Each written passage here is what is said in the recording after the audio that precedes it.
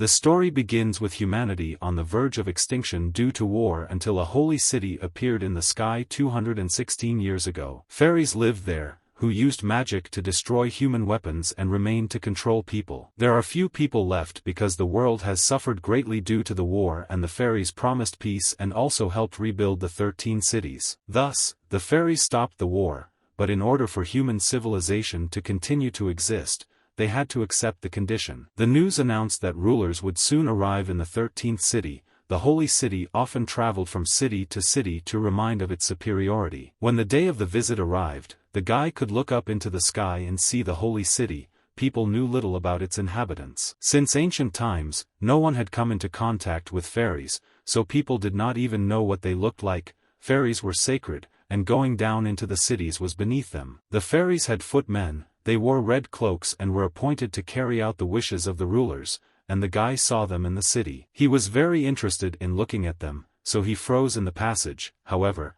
this did not stop the men, and they walked past, pushing him. The girl behind the counter was surprised when she saw the fairy messengers and asked what she could do for them. 3 special envoys stood in front of the girl and the guy, looking at them from a short distance, and felt their superiority. The girl was very surprised that the lackeys demanded that the business be closed because it was disrespectful to the fairies. The men said the order was not negotiable and failure to comply would constitute insubordination, and the girl, with her heart creaking, had to obey. When the lackeys received the answer they needed, they went out, not paying attention to the sad look of the store owner. The girl turned to the witness of their conversation and said that the guy should have heard that she could not serve him. This news broke the guy's heart, tears appeared in his eyes, and he asked the taken-aback girl if there was really no way out. Meanwhile, in the holy city, the fairy walked along a spacious street that sparkled and was bathed in sun. The fairies had pink hair and on the top of their heads were 2 cat-like ears.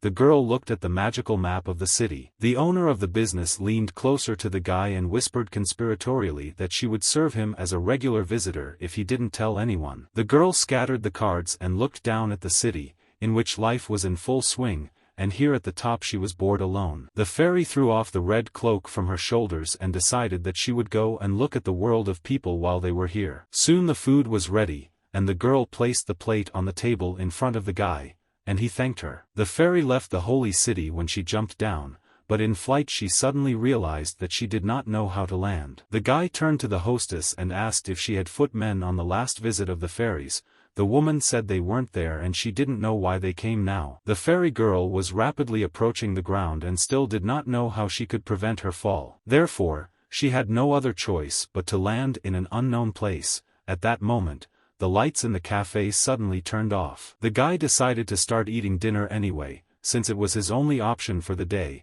but the chicken never made it into his mouth, because the food slipped out of the chopsticks when something crashed through the wall in front of him with a loud crash. However, the unknown object did not stop there, but continued to approach the guy at high speed. So very soon the shocked guy found a wall of dust right in front of him, and his plate was flying into his lap. The unknown object stopped, and the dust after the fall began to dissipate, showing what damage the city had received. The hostess looked out from behind the counter in fear, and the guy, who was still in shock, asked if it was really a meteorite. Suddenly, a female voice was heard from the other side, rejoicing at the landing, and the guy came to his senses. The guy leaned over the table, but saw a woman's legs in a short skirt and was embarrassed, and the girl said that it was better to practice landing. The guy sat up straight and looked ahead, trying to comprehend the situation, and then frowned in confusion and looked down. A pink-haired girl with cat ears was looking at him under the table, and they froze, looking at each other. The fairy beamed when she realized that there was a person in front of her and introduced herself as Philas.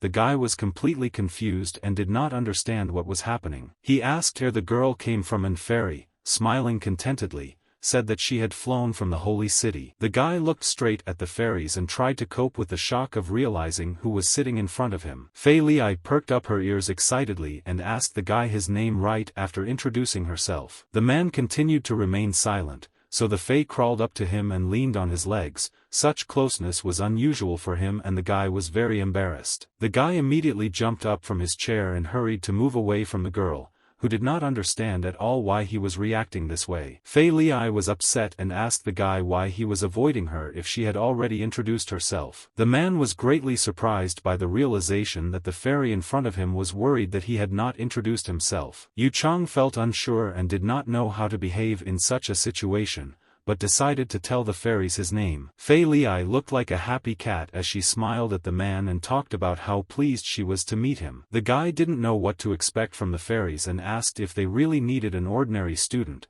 but Li walked by and said that the guy wasn't that annoying. This statement from the girl made the guy darken, and he tried to apologize to the fairies for his chatter. Philas no longer paid attention to him. She looked at the owner of the cafe and asked why she decided to hide. The woman left her hiding place and screamed excitedly that there really was a fairy standing in front of her. Fairy Li was glad to meet another person, but the woman did not listen to anything and ran away screaming. The owner was very frightened, and her fear worsened when she saw Chang with a scratch on his cheek. The guy tried to calm the woman down, but nothing came of it. The woman went out onto the destroyed street and shouted that the guy should not mess with the fairy who had done such a thing. Philas approached the guy who didn't know what to do with himself and asked if she was really that scary that people were avoiding her. The hostess ran through the city until she found the lackeys and began screaming and pointing at the destroyed street. The woman said that they must understand that the explosion was not related to people. The men looked at each other and nodded seriously at each other. After that, only 2 lackeys walked towards the destroyed street,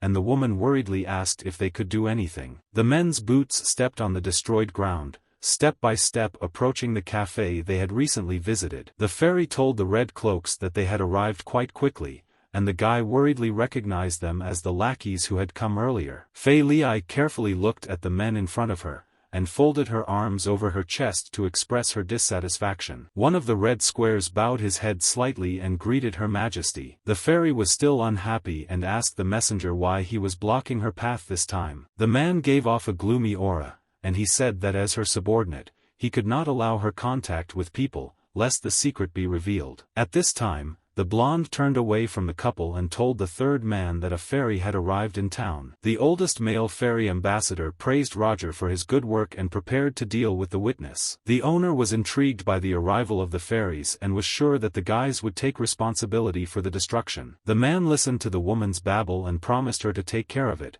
while at that time he took out a hand with electric rings from under his cloak. After which, in one deft movement, he brought his hand with the rings to the girl's forehead while she did not understand what was happening. And without wasting any time, the man struck the owner of the destroyed cafe with a powerful electric shock, after which her lifeless body fell to the ground, staining the sidewalk with blood, and the fairy envoy was pleased with the work done. Philas narrowed her eyes suspiciously and asked the lackeys why she had to follow the rules. The man became even more gloomy, as if he didn't understand why he got this, and said that he couldn't force Li. And after that he pointed to Yu Chang and asked the surprised fairy to allow the lackey to deal with him. The guy looked at the man in the red cloak and understood that the hostess was partly right, but it was not the scratch on his cheek that threatened his life. This is how Yu Chang found himself in a hopeless situation, although previously it seemed like it was just another ordinary day. The man looked down at Yu Chang's jacket and noticed that the guy's jacket was dirty and this angered him. Therefore, without waiting for Philas' answer, the man raised his hand and directed the lightning directly at the guy. Yu Chang flew back from the force of the lightning directed at him and everything went dark in his eyes. Philas felt helpless as she watched the guy's flight with horror in her eyes and called out to him in a panic. The lightning did its job and began to retreat back. Yu Chang stood there for a while as if in a dream. Fairy was very worried about the man, while Yu Chang was happy that his jacket was clean. Roger became worried that his partner was being distracted by dirty things again. The man regained his calm and asked if Li could stop his interactions with people. Philas' ears drooped as the lackeys told her that the messengers could bring her whatever she needed. But after she listened to the messenger, she told him that the guys just wanted to keep her in their sight. And after that she angrily asked if they wanted to take control over her and generally humiliate her, but everyone around remained silent. In the end, only Yu Chang volunteered to speak up and asked if he, as an ordinary person, could leave them and go home. The guy tried to put on the sweetest expression on his face and promised that he wouldn't tell anyone about the fairies in the afternoon. The men in red cloaks showed with all their appearance that Yu Chang should stand still and forget about it. The man tried again to reach Philas, but this angered the fairy, and she swung at him, saying that he was annoying. Green lightning came out from under the fairy's swing and surrounded the surprised messengers in a matter of seconds. After that, they tied them up as if they were ropes and began to carry the men away from the building. Soon all that was left of the men were traces of green lightning. Fairy was pleased with the work done. Yu Chang trembled with fear and asked the goddess if she had sent them to heaven. The girl laughed and calmed the guy down. And she told him that with the help of her magic she sent them to the holy city so that they would not interfere with her in the city. Yu Chang listened carefully to the girl and calmly told her that in that case he had no more questions. However,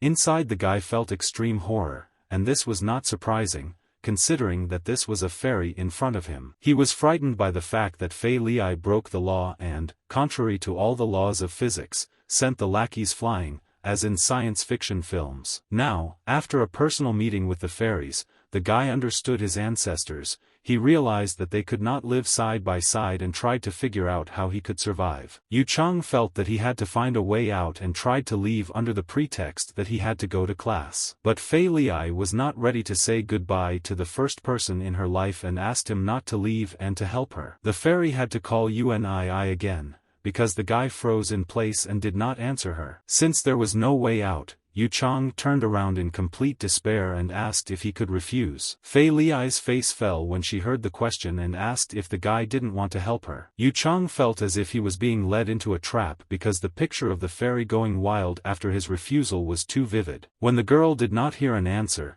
she accepted the refusal and said that she would ask someone else, which greatly surprised Chang. Fei Li looked at her new acquaintance and smiled at him with a soft and charming smile. After which she said that she hoped to meet again, because she was pleased to meet you, which surprised the guy even more. After such a busy day, Yu Chang walked down the street and thought that they would never be able to meet again. At that moment, he seriously thought that he probably should have at least listened to the fairy's request. An image of Fei Li appeared before her eyes, who was not at all angry because of the refusal, despite the fact that Chang had so easily left her. Yu Chang was very interested in how an ordinary person could help Fei Li, who was a fairy. The guy walked a few streets ahead, lost in his thoughts, when one of the messengers caught his attention. Yu Chang immediately hid around the corner of one of the buildings, because he absolutely did not want to see them again. The guy recognized the man as one of the 3 messengers he had encountered earlier in the store and looked out to see what he was doing. Another wave of panic and fear again overwhelmed Yu Chang when he saw the bloody body of the cafe owner on the floor. The messenger was distracted. He was trying to understand why he suddenly lost contact with those 2 and did not pay attention to the witness. The man raised his ringed hand over the body and destroyed it with another stream of lightning to get rid of the body. Yu Chang saw this and ran from his hiding place, but he did it too loudly and attracted the messenger's attention. The guy held the strap of his backpack tightly and ran straight. His heart was pounding as if it was about to jump out of his chest. What he saw was constantly repeated in his head, and the realization came to Yu Chang that the mistress's body had disappeared forever. He often went to her cafe, and now remembering the innocent woman, Chang tried to understand why she was killed. The guy continued to run and remembered the words of the messenger that fairies cannot contact people, and now he guessed the consequences. After Yu Chang saw what lightning could do, he realized that the messenger was trying to kill him. The characteristic sound of lightning was heard behind him and, to his horror, the guy discovered one of the messengers there. Yu Chang reacted quickly and ducked down, dodging the lightning, and continued running. The guy managed to find himself near the space between the buildings and hid there, causing irritation in the messenger. The guy's backpack was destroyed, and Yu Chang himself was breathing heavily and pressed against the wall. The messenger did not waste time and ran after him. There was no one in the space between the houses. Yu Chang took advantage of his knowledge of the city and jumped over the fences while the envoy was thinking about taking care of him. Just at that moment the guy landed right behind the messenger, and he asked if he was looking for him. The man turned around at the sound and again did not have time to react to the object approaching him. Yu Chang hit him on the head with all his might with a fire extinguisher, and then looked at the messenger's bloody body and realized that he had killed him. The fire extinguisher fell out of his hands and the guy understood that he needed to leave quickly, but at the same time he was worried about the return of the other envoys. Yu Chang again fled in an unknown direction and tried to understand what kind of secret the fairies were if people were killed because of it. Fei Li was left alone and carefully examined the map she had created using her magic. The girl sat on the steps, and everything around her was illuminated by the green color of her magic. The girl was distracted from this exciting activity by Yu Chang, who called her by name. Fairy was overjoyed to hear the guy's voice. She turned to him and greeted Unii. The guy looked at the girl and tried to remain calm. He admitted that he didn't think Li was still here. Fairy shared with the guy that, despite the large number of people, she had not yet met anyone. Chang decided it was because of the messengers. The guy didn't really like the idea of being around fairies, but he didn't have much of a choice. Li suddenly asked about the woman from the store. Yu Chang's face changed, surprising the fairies, and he himself thought that he could not tell her that the woman was killed by the envoy. So he said that he was an ordinary visitor, but the woman took care of him, so he wants to help Li. The girl was delighted and shouted loudly that it was wonderful. Fairy smiled happily and did not notice the worried guy. Yu Chang understood that the responsibility for the secrets of the fairies fell on his shoulders and decided to ask about it later. Li asked to find one place. The guy decided that the fairy had come to look around, since she even chose the place where she wanted to go and asked where it was. Fei Li used her powers and a green outline began to appear in front of her, after which she asked the guy to look. Yu Chang came closer to the map and the girl pointed to the point she wanted to go to. The man grinned as he thought about how he had reacted calmly to the magic card, getting used to the oddities. After that, he carefully studied the destination and asked the fairy if she was sure that she had not made a mistake in the coordinates. Fei Li looked serious, so she closed her eyes, nodded and said that she was sure. The guy reflexively defended himself, and when the girl asked if nothing had happened, he realized what had happened. Fei Li admitted that she needed the guy's help because she couldn't figure out where it was on her own, even with a map. And while the girl complained that she managed to get lost in the holy city, Yu Chang decided that she was disoriented in space. The fairy was glad that it was time for them to leave and happily headed in the other direction, so Chang brought her back. While the couple was heading to the right place, it was time for sunset and the sky turned a pleasant pink color. The girl shouted that they were almost there, and Yu Chang noticed that even though there were many people here, they could not hide from the envoys. The guy was looking around the rather empty area and noticed that it was dark at that time of day when he heard extraneous sounds. When he turned his head, he saw that a couple was sitting on the bench and actively kissing each other. Fei Li also noticed them and was glad to see other people, but the guy, in a panic, tried to take the girl away from the couple. Yu Chang looked around and realized that there were more than one couple in the square and they were all acting like dogs. He wondered why the fairy had brought him here, but he tried to control himself and just watch. One of the couples noticed the unusual ears of the fairies and decided that they liked animal advances, which greatly embarrassed Chang. Fei Li noticed something and told the guy that all the people in the square were busy with something. Yu Chang felt embarrassed, but said that these people are busy continuing the human race. The fairy looked around and said that although this was interesting, it was not what she needed, and the guy agreed with relief. Fei Li focused on her feelings and said that the place should be close and hidden. When suddenly some woman called them and ordered them to move away if they were just walking here. The woman turned out to be blonde and said in a relaxed manner that the couple should know what this place entails. Fairy turned towards the voice and, with wariness, quietly repeated the words of the strange stranger. Fei Li stepped forward, moving closer to the woman, although the agitated Yu Chang tried to stop her. The guy's behavior was not hidden from the blonde's gaze, and she realized that she was suspected of something. Yu Chang was unhappy and said that this place should be suspicious even for the woman herself. However, making Chang even more angry, the blonde said that the atmosphere for a college park was quite normal. The woman continued to say that it was not enough to just look when the guy with a gloomy look asked who he was. The blonde said that she is a seller who sells everything that is in demand and the fairy decided to find out something from her. The girl leaned closer and asked the serious woman what kind of place he was talking about. The girl received an answer and, despite the late hour, they headed to a well-hidden place. Li asked the guy to hurry up. Chang didn't argue with her, but he still felt that something was wrong, so he asked about it. The girl was silent for a while, but when she came closer to the concrete building she said that she was not entirely sure. Yu Chang looked around and thought that the building was more like an embankment, and the dirt around made him feel uncomfortable. Fairy stood next to a strange building and noticed that it had no doors and it was unclear how to get inside. Yu Chang was very surprised when he realized that they had not just come to watch, and he asked if Li wanted to go in there. The girl immediately turned her gaze to the guy and said that this was precisely why she left the holy city. Fairy watched this building for a long time and felt that she had forgotten something very important, and this concern led her to explore it. But no matter how much she studied its structure, history, interior and use, all the data was either pure or uncertain. That is why, as soon as the holy city was above the 13th city, the girl went to check it herself. She touched the building and was about to use magic, so she asked the man to move away just in case. Yu Chang was worried,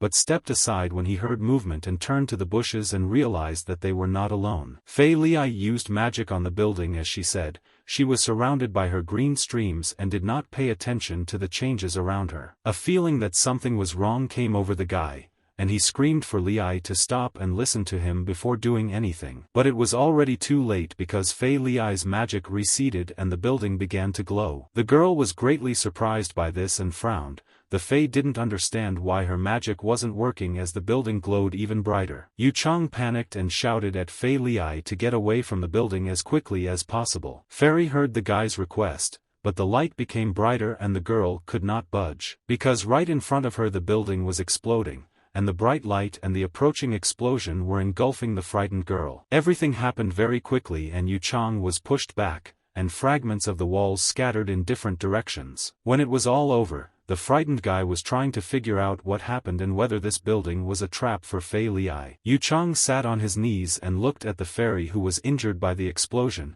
He tried to call her, but there was no answer. Li was lying on the ground unconscious, and the guy understood that if the messengers came, he would be finished. Yu Chang was angry and panicked at the same time. He shouted at the girl that because of her appearance he would be killed, and she was the only one who could help. The fairy did not react in any way to Yu Chang's screams and continued to lie on the ground without moving. Strong despair gripped the guy, and he closed his eyes and with all his heart asked the girl to wake up and get up. Yu Chang found himself next to the girl, but despite her screams, she did not come to her senses. He didn't know if the fairies could hear him. But she was his last hope, so with trembling hands he touched the girl's face and thought about how to wake her up. He was overcome with various emotions, and for a second he thought about what would happen if he managed to wake her up. This scenario was clearly better than when the fairy did not come to her senses, but since the girl was still lying unconscious, Chang began to cry. The holy city was flying in the sky not far from the guy,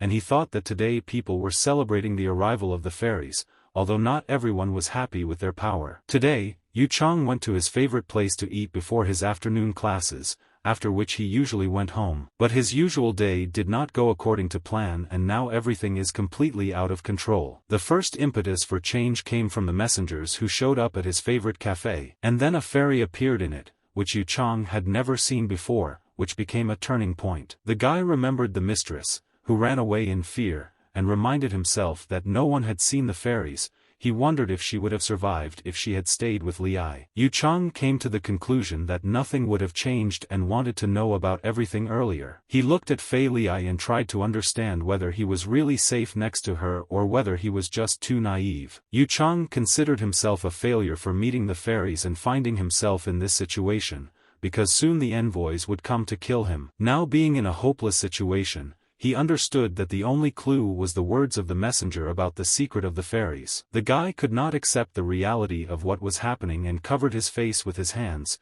He knew that the messengers would not stop until they killed him. Yu Chang believed that he was too naive and the rulers have no emotions, so now he perfectly felt powerless in front of the blade in front of his neck. The guy looked at the sky and hoped to understand why this happened to him if he lived a normal life and had nothing to do with fairies. He was too immersed in his worries and panic, so he didn't even notice that someone was approaching him. But the footsteps became louder, and the guy broke out of his worries, getting ready to run. But suddenly someone called him an idiot. The blonde they spoke with earlier said that she heard Chang's entire monologue and came to the conclusion that people value their lives. And then she showed me one of the magazines with lewd pictures and suggested relaxing. Chang was shocked by such childishness. He turned away from her and told her to leave before the messengers arrived, and the blonde was surprised that the guy got mixed up with the messengers. The woman asked Yu Chang if he wanted to live, and the guy looked at his interlocutor with alarm. The blonde said that she had an offer that the guy couldn't refuse and offered to join them. This turn of events made Chang tense, and he asked what the woman was talking about and who she was. Two more guys appeared next to the girl,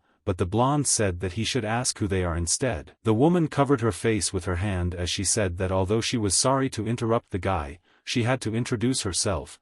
Their group called themselves rebels. She said that Yu Chang must have heard about human organizations that fight against fairies, and they are one of them. This information shocked the guy. The blonde was tearing the mask off her face and telling this child to join them because the resistance could protect him. When Yu Chang didn't answer, the girl pointed at him and asked if he wanted to overthrow the fairies. The worried guy listened that he could die without pain and gain, but she ensured that he could have fun with them. The guy frowned and looked at the young girl, trying to understand that this was still the same woman. The blonde noticed his expression and said that she was the same auntie who ran the kiosk. Yu Chang looked carefully at the girl and guy who were standing near the blonde, and he realized that it was the two of them that he saw on the bench when they were kissing, and this greatly alarmed him. He jumped up and began shouting that the rebels had been following them, and then completely deceived them. Chang asked if this trap belonged to them. The guy continued to shout, but the blonde interrupted him and ordered him to shut up and listen, and Chang lost all his fighting spirit. The young guy was leading a girl who said that she didn't want to come here because she didn't feel comfortable, but the guy assured her that everything would be fine and took out a strange thing,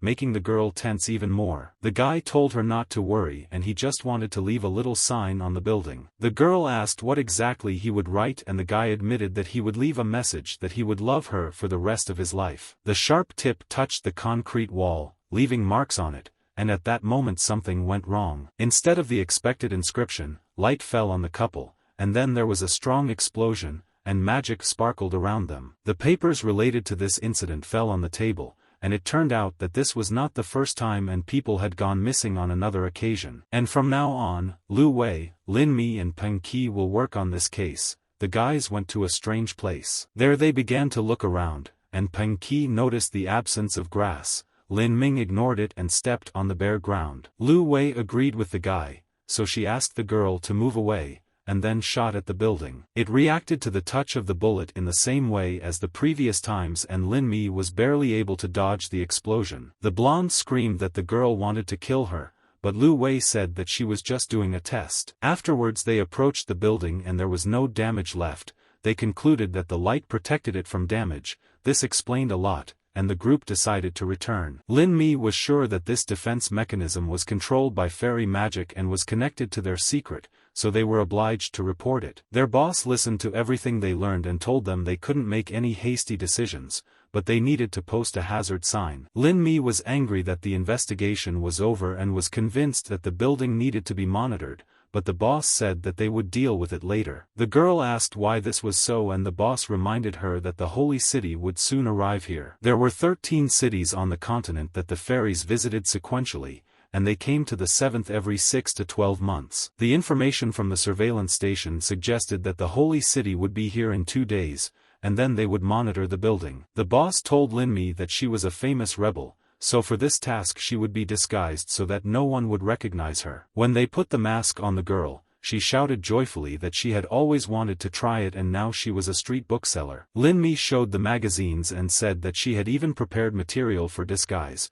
but then they did not even hope to see the fairies. Therefore, when on the day of the arrival of the holy city, they saw a girl with cat ears walking through the park. Peng Qi whispered in Lu Wei's ear that there was no doubt that there were fairies in front of them now. The disguised Lin Mi also saw the fairies and could not believe that they were so lucky on this mission. The blonde said that Chang knew what happened next, and to their surprise the fairy fell into a trap, but instead of dying she fell into a frill. Yu Chang felt terrible and shouted at the girl that she knew about the danger and was silent, and the blonde shouted back that the guy was to blame for walking next to the fairies. Lin Mi's patience ran out and she shouted that she was giving the guy a minute during which he must decide whether to join or not. The blonde frowned and shouted that he must choose to go to them and be protected or die at the hands of the messengers. Lin Mi shouted with a serious look that his fate depended on 4 words, and the couple behind said that he would die on the street. The blonde turned to them and said that she looked bad compared to them.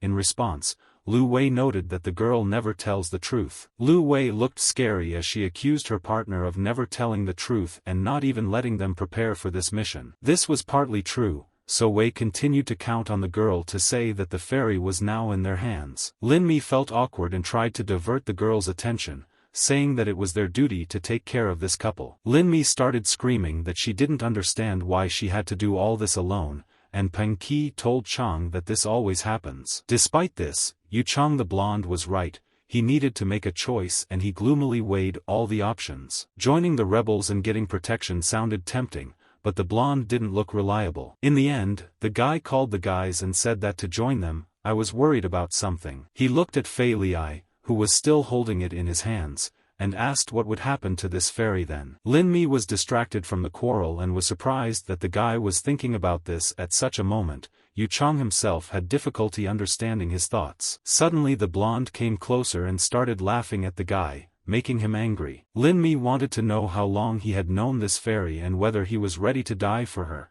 and then she winked at him and said that she understood his true intentions. The girl clearly mocked the embarrassed Chang when she asked if he really thought that fairies were his other half. Lin Mi put her hand on Yuan's shoulder and continued to say that she would help with his problem, although she missed the last part. The blonde told the guy about her fantasies about a fairy with a gorgeous body, and that if she were him, she would also play around with him while passed out. Lin Mi leaned even closer to the guy and tried to convince him that he needed comrades much more than fairies. The girl assured the excited Yu Chang that they would provide him with any help, and would take the fairies with them as a hostage. In the words, the holy city appeared right above them, and the people realized that they were in great danger. Shocked, Yuan told the girl that she could take this chance and ask the other fairies about it. Lu Wei and Peng Qi remained collected. They immediately took out their weapons and shouted to their partner that it was now dangerous here. Ming Li seemed to glow when the glow of the holy city fell on her. Do they really think that they are arrogant? The blonde started to walk away,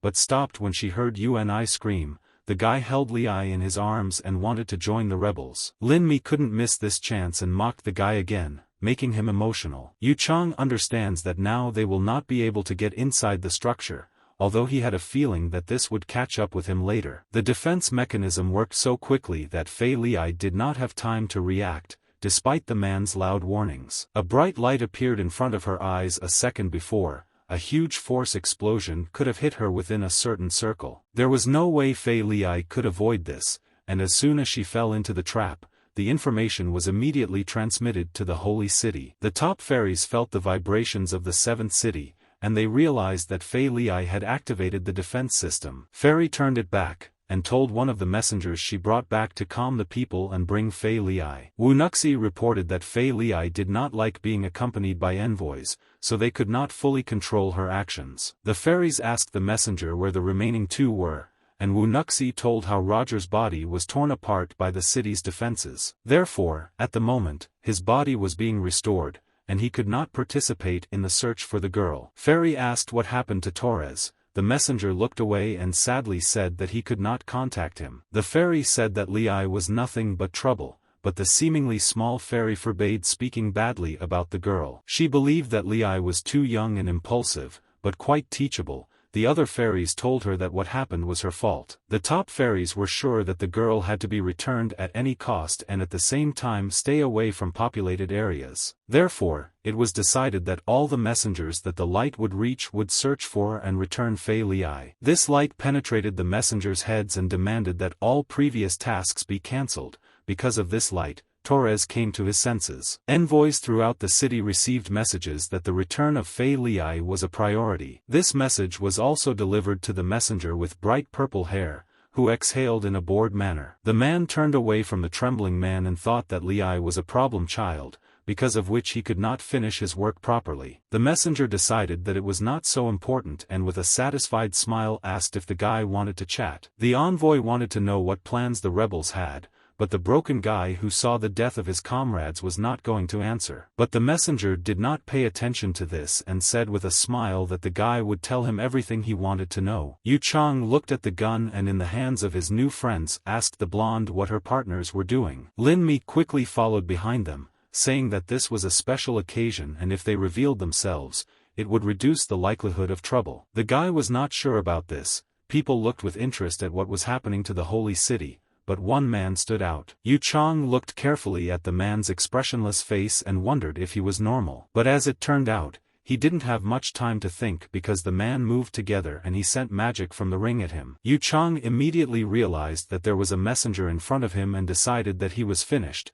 but at the last moment an iron stick appeared in front of him, taking the blow upon itself. His savior turned out to be Peng Qi, who, using a folding baton, could control other people's magic. The messenger looked at how one of the rebels controlled magic and could not believe his eyes. The rebels worked as a well-coordinated team, so the messenger was distracted by the guy and he was shot. This was done by Lu Wei. After successfully eliminating the envoy, they looked at each other and exchanged smiles. And Lin Mi gave the surprised Yuni a thumbs up and said that they had everything under control. Yu Chang recalled how, in just a split second, Peng Qi was able to break the lightning of someone else's magic, and that I thought it was impossible. But, despite his thoughts, this method existed, and he saw it with his own eyes. Peng Qi and Lu Wei had proven this time and time again when they were facing off against a huge amount of magical lightning. The pair moved quickly, and their movements were coordinated as they neutralized the next messenger. This time, Peng Qi was able to approach the man and strike,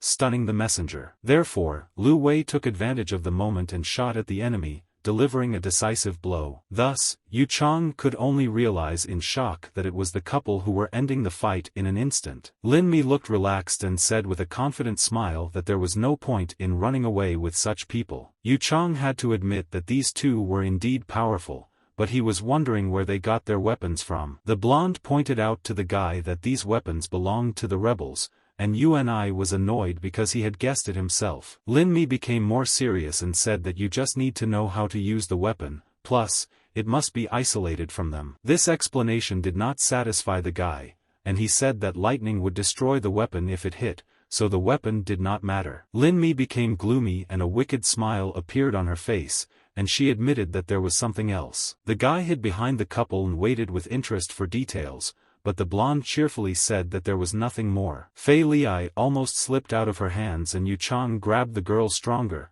a little panicking. He breathed a sigh of relief when he realized he had caught the girl. Lu Wei noticed this and asked if everything was okay. The guy said he was fine. They approached a public bus and he was told to get on. Yu Chang stood in front of the automatic door in shock as the rebels told him not to be shy and to jump in. So the guy stopped standing and went into the salon. He looked around and realized that the interior was different. All the rebels were in the cabin when Lu Wei said to turn on the autopilot and set the course straight. Peng Qi told her that everything had already been done and the girl switched to Yuni, and asked to put the fairies. Only now the guy got a little comfortable and decided to ask Lin Mi where the rest of the people were. The bus began to move when you noticed that the blonde was still on the street and was about to fight with the envoys. It turns out that the bus could not fend off their attacks, so when one of them appeared nearby, Lin Mi was glad of her discretion. Yu Chang was very worried because the girl did not have a weapon and he did not understand how she was going to fight. The messenger attacked the blonde,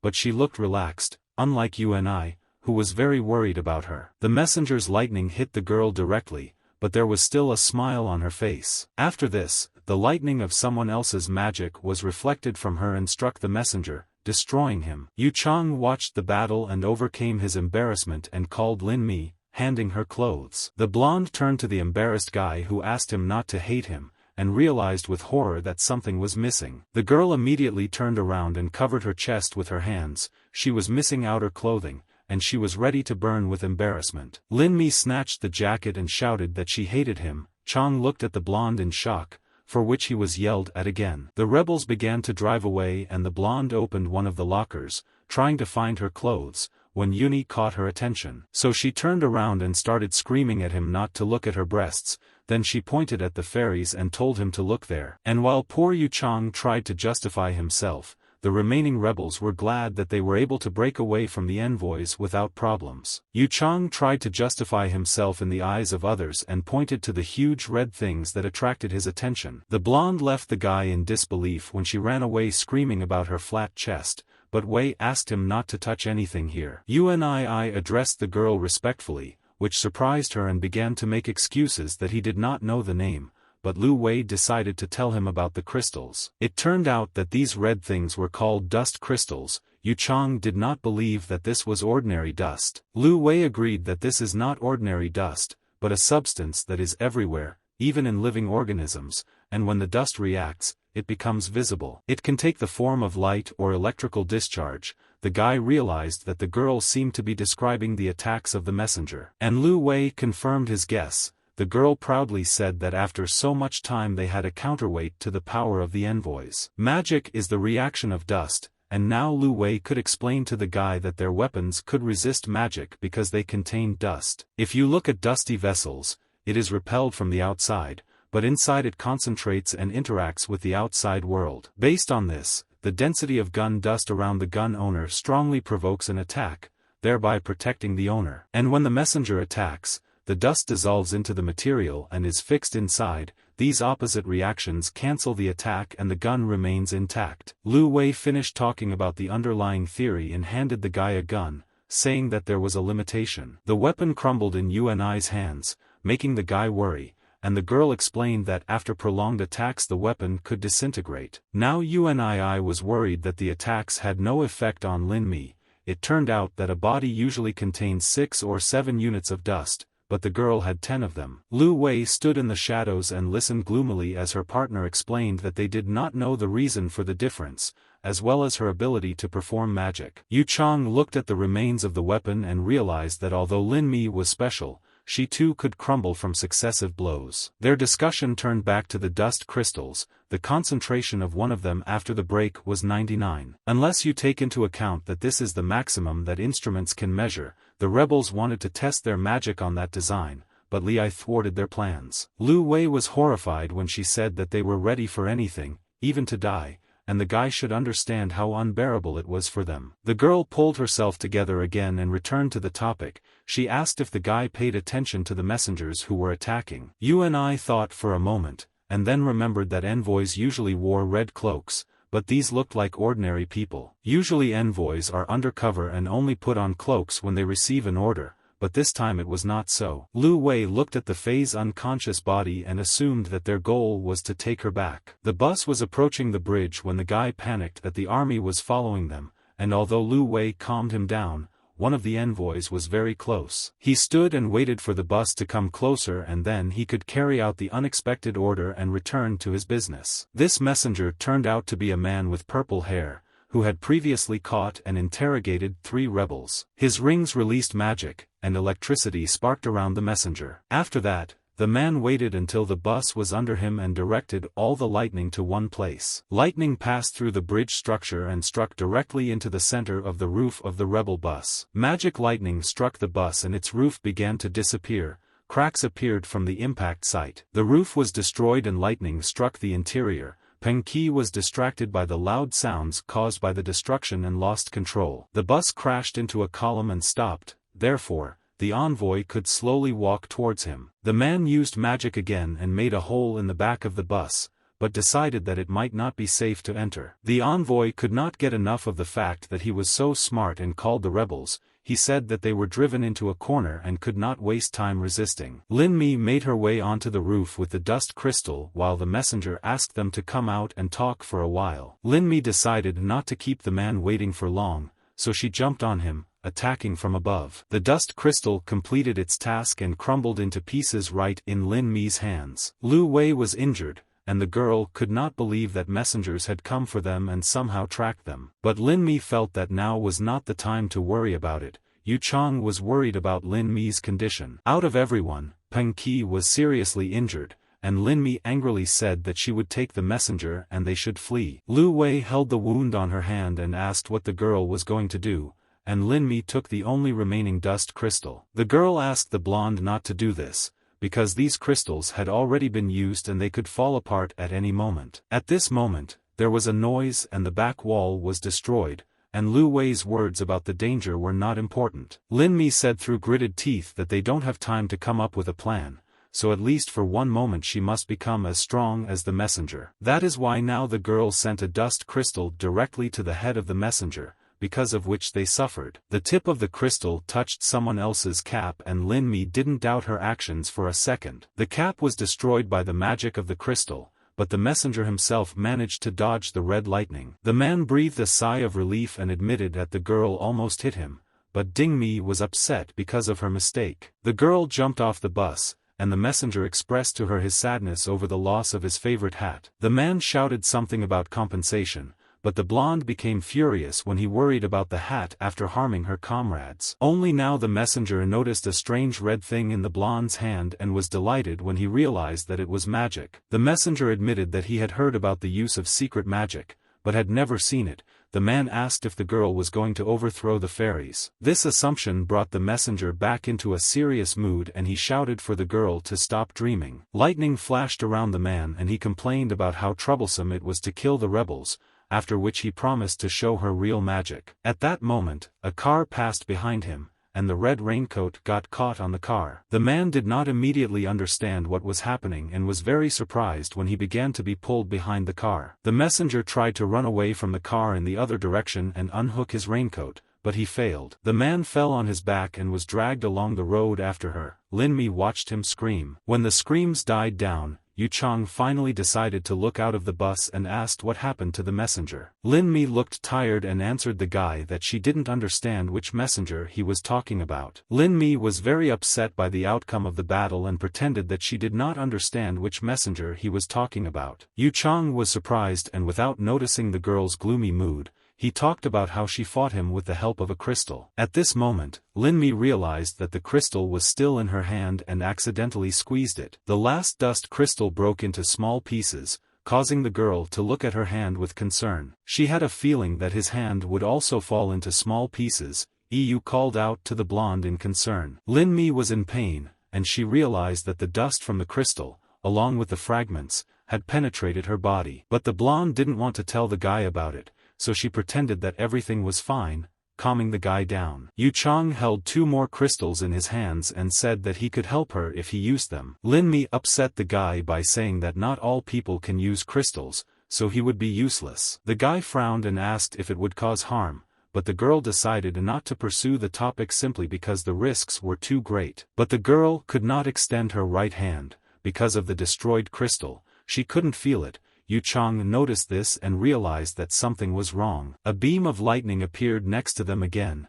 and this meant that the messenger was again near them. Lin Mi turned towards the magic and realized that she needed to shoot no matter what. The blonde reached out with her good hand to one of the crystals that Yu Chang was holding in his hands. But her wrist was intercepted by the silhouette of the messenger and everything around was filled with blue light. The man appeared nearby very suddenly and his cloak knocked Yu Chang off his feet and threw him away along with the crystals. Lin Mi worriedly shouted at the guy to run, but she fell silent when the messenger injured her. The messenger held the wounded girl close to him and with a smile on his face told her not to move, because otherwise it would hurt. The man said that he was investigating a group of rebels with strange abilities and opened their mouth with his hand. The messenger wanted her to tell him everything that interested him, and as a sign of protest, the blonde was able to bite his finger. There were drops of someone else's blood on her face and an expression of rage as she screamed that he would not get a single word out of her. The envoy shook his wounded hand, and weariness appeared on his face as he realized that everything would be as always. The man said that her train left because all her people knew only the truth, just like the recent rebels. The guy he talked to last told him everything because he turned out to be a traitor. Lin Mi listened with disappointment that her willpower was amazing, since she was ready to die for the sake of her comrades. The messenger pointed to Yu Chang, who was sitting on the floor in front of them, and said that he would kill all of her friends, starting with him. The girl, in despair, forbade him to do this, and he immediately agreed to retreat, and this greatly surprised Yu Chang. The messenger's magic came around them again and struck Lin Mi, causing her to close her eyes in pain. The man, surrounded by lightning, instantly found himself in front of Uni, who tried to protect himself with crystals. The messenger saw the crystals, and this provoked him even more, so he asked if Uni was playing with magic. The last crystals were destroyed, and the guy himself was pinned to the floor by someone else's foot, surrounded by fragments. The man towered over Yu Chang and asked with a slight smile if the guy could do anything well. The messenger's leg pressed the guy harder into the floor, and the magic only intensified Uni's pain. Yu Chang screamed in severe pain, and the messenger's magic only became stronger. Eventually, the concentration of lightning became so great that the entire shoulder was hidden behind a blue glow. The magic incinerated the guy's flesh piece by piece and covered the remaining body. The messenger took his foot off the guy and left him only when the guy was left without a piece of his body. At this moment, Philas began to come to her senses and her eyes opened slightly, looking around the bus. Magic appeared around Yu Chang's body, and the messenger tried to prevent it from healing the guy. The magic sparkled around the dead guy's body and was so bright that it was difficult to see anything. This alarmed the man, but he tried not to lose his head and think logically. First, he extended his hand towards the guy, and he tried to understand what happened and why it felt like the corpse was using magic, but then he decided that this was impossible. He turned around and saw that the rebel was still standing, albeit with great difficulty, but it still surprised the envoy. The man noticed that the girl was calm and guessed that this was not the first time she had seen the messenger kill someone. Lin Mi was gloomy and asked the man not to put them on the same level, because she, as a rebel, cares. Her eyes were full of determination when the girl declared that she would use any means necessary. This statement made the man laugh, and he assured that he was very glad if this was really the case. The messenger was happy that he ignored the order to catch the fairies and still continued to pursue the rebels. The man again appeared in front of the blonde and said that he would give her the opportunity to beg for mercy. Lin Mi couldn't believe that they were actually offering this to her and became furious. The blonde realized that the messenger did not know that they had fairies. Li was asleep when the girl was on the bus, but what is happening now is unknown. The man spread his hands and admitted that he believed that all the envoys were unlikely to like the task associated with Philas. The man continued to talk when Lin Mi looked behind him and saw a familiar face there. The envoys believed that Li hated them, so they ran away, afraid of provoking her. The blonde thought displeasedly that she should ask him to turn around. Philas herself stood right behind the man and asked if it was Pa Wuxi. The messenger became nervous and asked why Li was here. Fairy seemed not to hear Pa Wuxi's unpleasant speech and asked where she was. The man was forced to turn to Madame Philas and wait at his own risk for her reaction. The fairy smiled and asked not to add the word mistress to her name, as it sounded strange. And then I realized that I couldn't find Yu Chang anywhere. She looked carefully at the messenger and asked where the man was. Pa Wuxi was very worried, but pretended that he had never seen a person with that name before. But Lin Mi admitted that she knows who she is talking about, but it is too late to look for the guy. Fairy thought it was because you had left, but the rebel upset her when she told her that the guy was dead. Philas experienced very strange emotions and asked the blonde how he died. Fairy saw him only a few hours ago and did not understand how this could happen, but Lin Mi said not to interrupt her. After all, the girl did not say the most important thing. The reason the guy wasn't with them was murder, and it was Pa Wuxi who committed it, which Lin Mi naturally told the awakened fairy about. Philas frowned and looked at the envoy expectantly. The man nervously asked if the guy who was here a minute ago was Uni. When he realized that he was in trouble, he tried to justify himself by saying that Yu was not a rebel, and he himself was simply following orders. The girl frowned even more. She was surprised by the information that Yu was not a rebel. Pa Wuxi seized on this and argued that the fairies could not trust humans because the rebels wanted to rebel against the fairies. The envoy offered to interview the rebel and clarify the situation, but she took advantage of their conversation and disappeared without a trace. When the man discovered with horror that the fairy was missing, she told him not to worry, because he had already allowed her to leave. Pa Wuxi admitted that all the envoys were now looking for her and asked if he could ask her to return to the holy city. Philas turned away from the messenger who was trying to convince her to return home and looked at the pool of blood. The man realized that the girl was ignoring his presence and thought that he should shut up and not run into trouble. The fairy was silent for a while, and then suddenly asked if messengers always kill people like this. Pa Wuxi became even more nervous than before and tried to shrug it off as something that always happened according to the rules. But this answer did not reassure the girl. She turned around sharply and her face expressed all the anger and resentment that she felt. Pa Wuxi saw her expression and realized that he had angered someone who doesn't really like messengers anyway. The fairy was furious and screamed that no matter the reason, the man had no right to commit such an unforgivable act. Green lightning bolts of Philas' magic appeared around her as she screamed in despair that she didn't want to see Pa Wuxi anymore. The man was in a panic. He was very lucky because a bright light appeared nearby and a voice ordered Philas to stop. The light gradually dissipated, and the fairy said that it was she who ordered Pa Vusi to investigate this matter and his actions under her responsibility. Fei Liai turned around and saw Yunbo. Fei looked very upset and asked Pa Vusi to forgive her on her behalf. The fairy stepped completely out of the bright light and her small wings made it clear to anyone that she was not human. Liai was upset that she could not go down as beautifully and admitted that she did not expect Yunbo to come. The fairy said that it was not important, and then rushed to Liai screaming that she had left the city too suddenly without a word. Yunbo was very worried about the girl and ran into her with a hug, burying her face straight into her large breasts. The fairy cried because she was very worried about Liai. The girl looked at Yunbo with tenderness and then apologized. The fairy calmed down and asked Fei Liai to return with her to the holy city, but the girl was not ready for this. She pushed Yunbo away and said gloomily that ever since she left the holy city,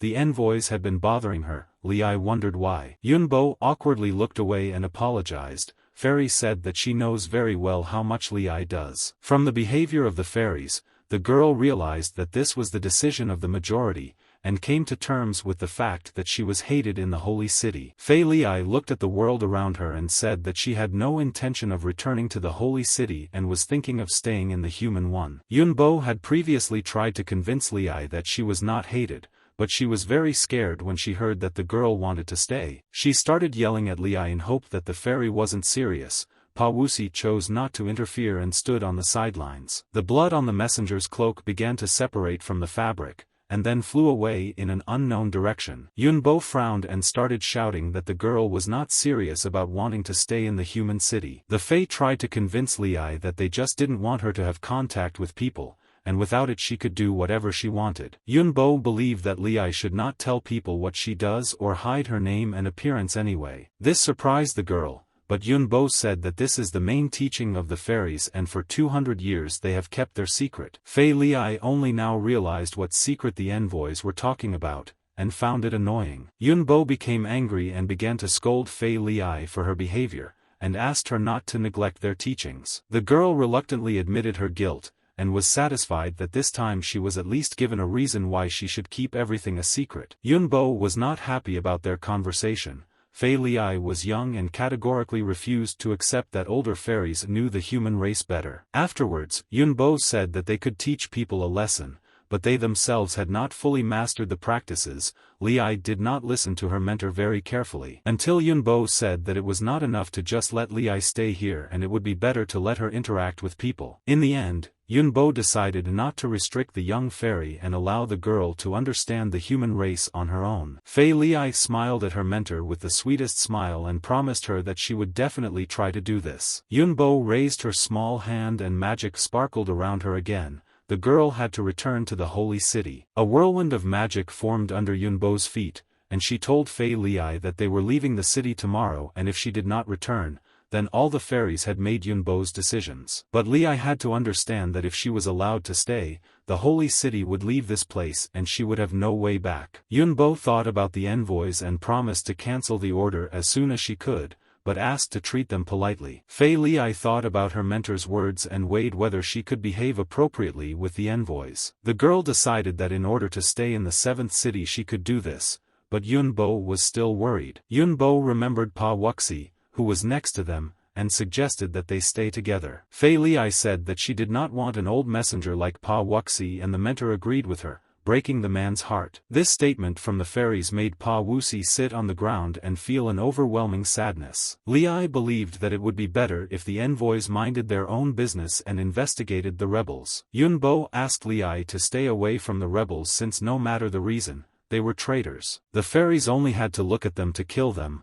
This surprised Liai because it was not a standard practice. The teacher seriously warned the girl to stay away from the rebels, because they were many times worse than ordinary people. After the girl heard all the necessary information, Yunbo was about to leave, and in parting she said that she hoped that Liai would have fun in the 7th city. Yunbo's magic gently lifted her into the holy city. The fairies seemed to rise upward in a golden ray. Unexpectedly for Pa Vusi, before the fairy had gone far, she called him so that only he could hear her. Yunbo decided to protect Liai, so she ordered Pa Wuxi to stop the investigation and destroy the rebels at once. The envoy remained standing in place and watched as Yunbo, like a bright ball, rose into the holy city. Pa Wuxi exhaled heavily and thought that the tasks were becoming quite troublesome. A red cloud appeared behind the men. The man felt movement behind him and turned around. He saw unusual red smoke in front of him. Pa Wuxi tried to understand what it was. This worried him greatly because he had never seen anything like this before. The dust attacked him from the back to the shoulder,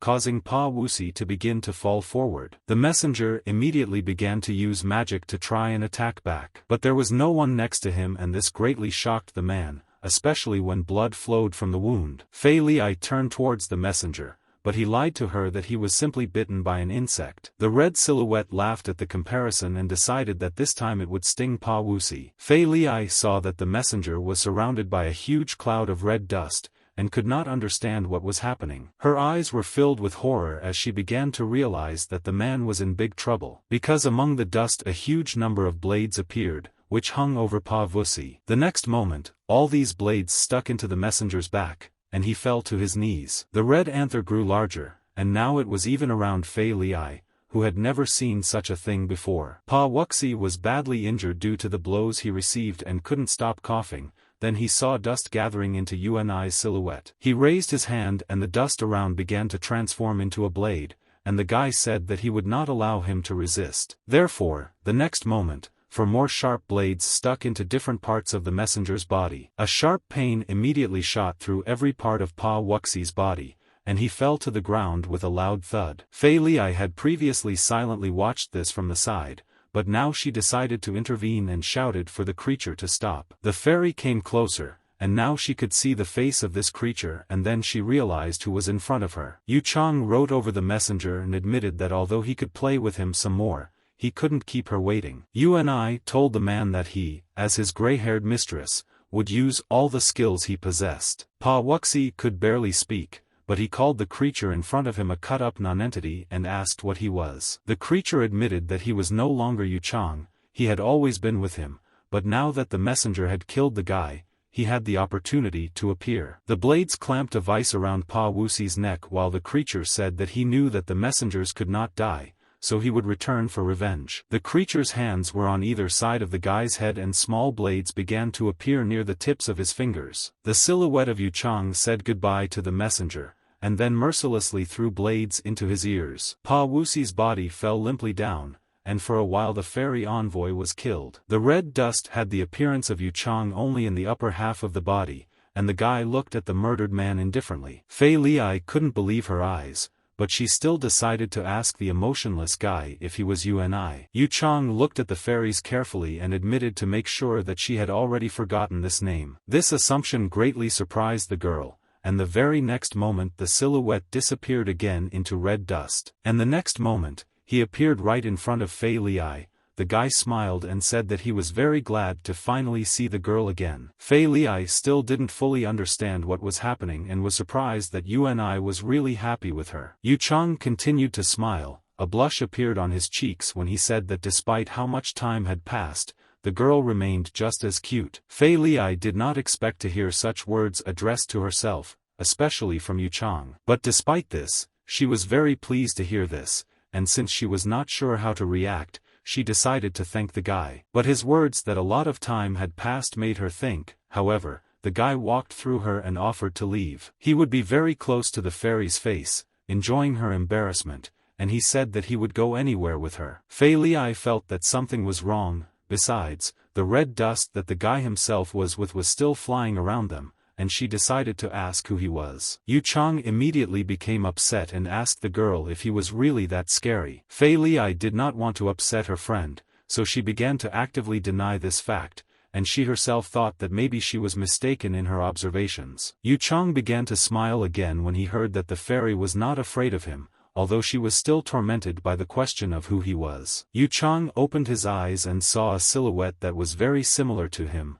They said something to him, but he only heard noise. In the end, the picture became clearer, and the guy himself began to hear other people's words. In order for the guy to come to his senses faster, they grabbed his cheeks with their hands and squeezed, and then ordered him to wake up. Yu Chang sat on a chair, and a younger version of him sat on his lap and continued to squeeze his cheeks. An adult guy grabbed his head and tried to understand what kind of place this was and how he got into it. The last memories immediately surfaced in his head, and he stared in shock at his copy, which confirmed that he had died. The younger Yu Chang looked very pleased and admitted that he was glad that the guy died because now it was his turn to play. Yu Chang was confused and asked what he meant, but suddenly from behind the screen he heard a question from Fei Liai, who asked where he had gone. Therefore, the guy immediately got up from his chair and walked towards the screen in the hope that the fairy knew what was happening. Naturally, the younger version of him didn't like this, so he summoned red dust and told him not to come so close to the screen. Red dust surrounded Yu Chang,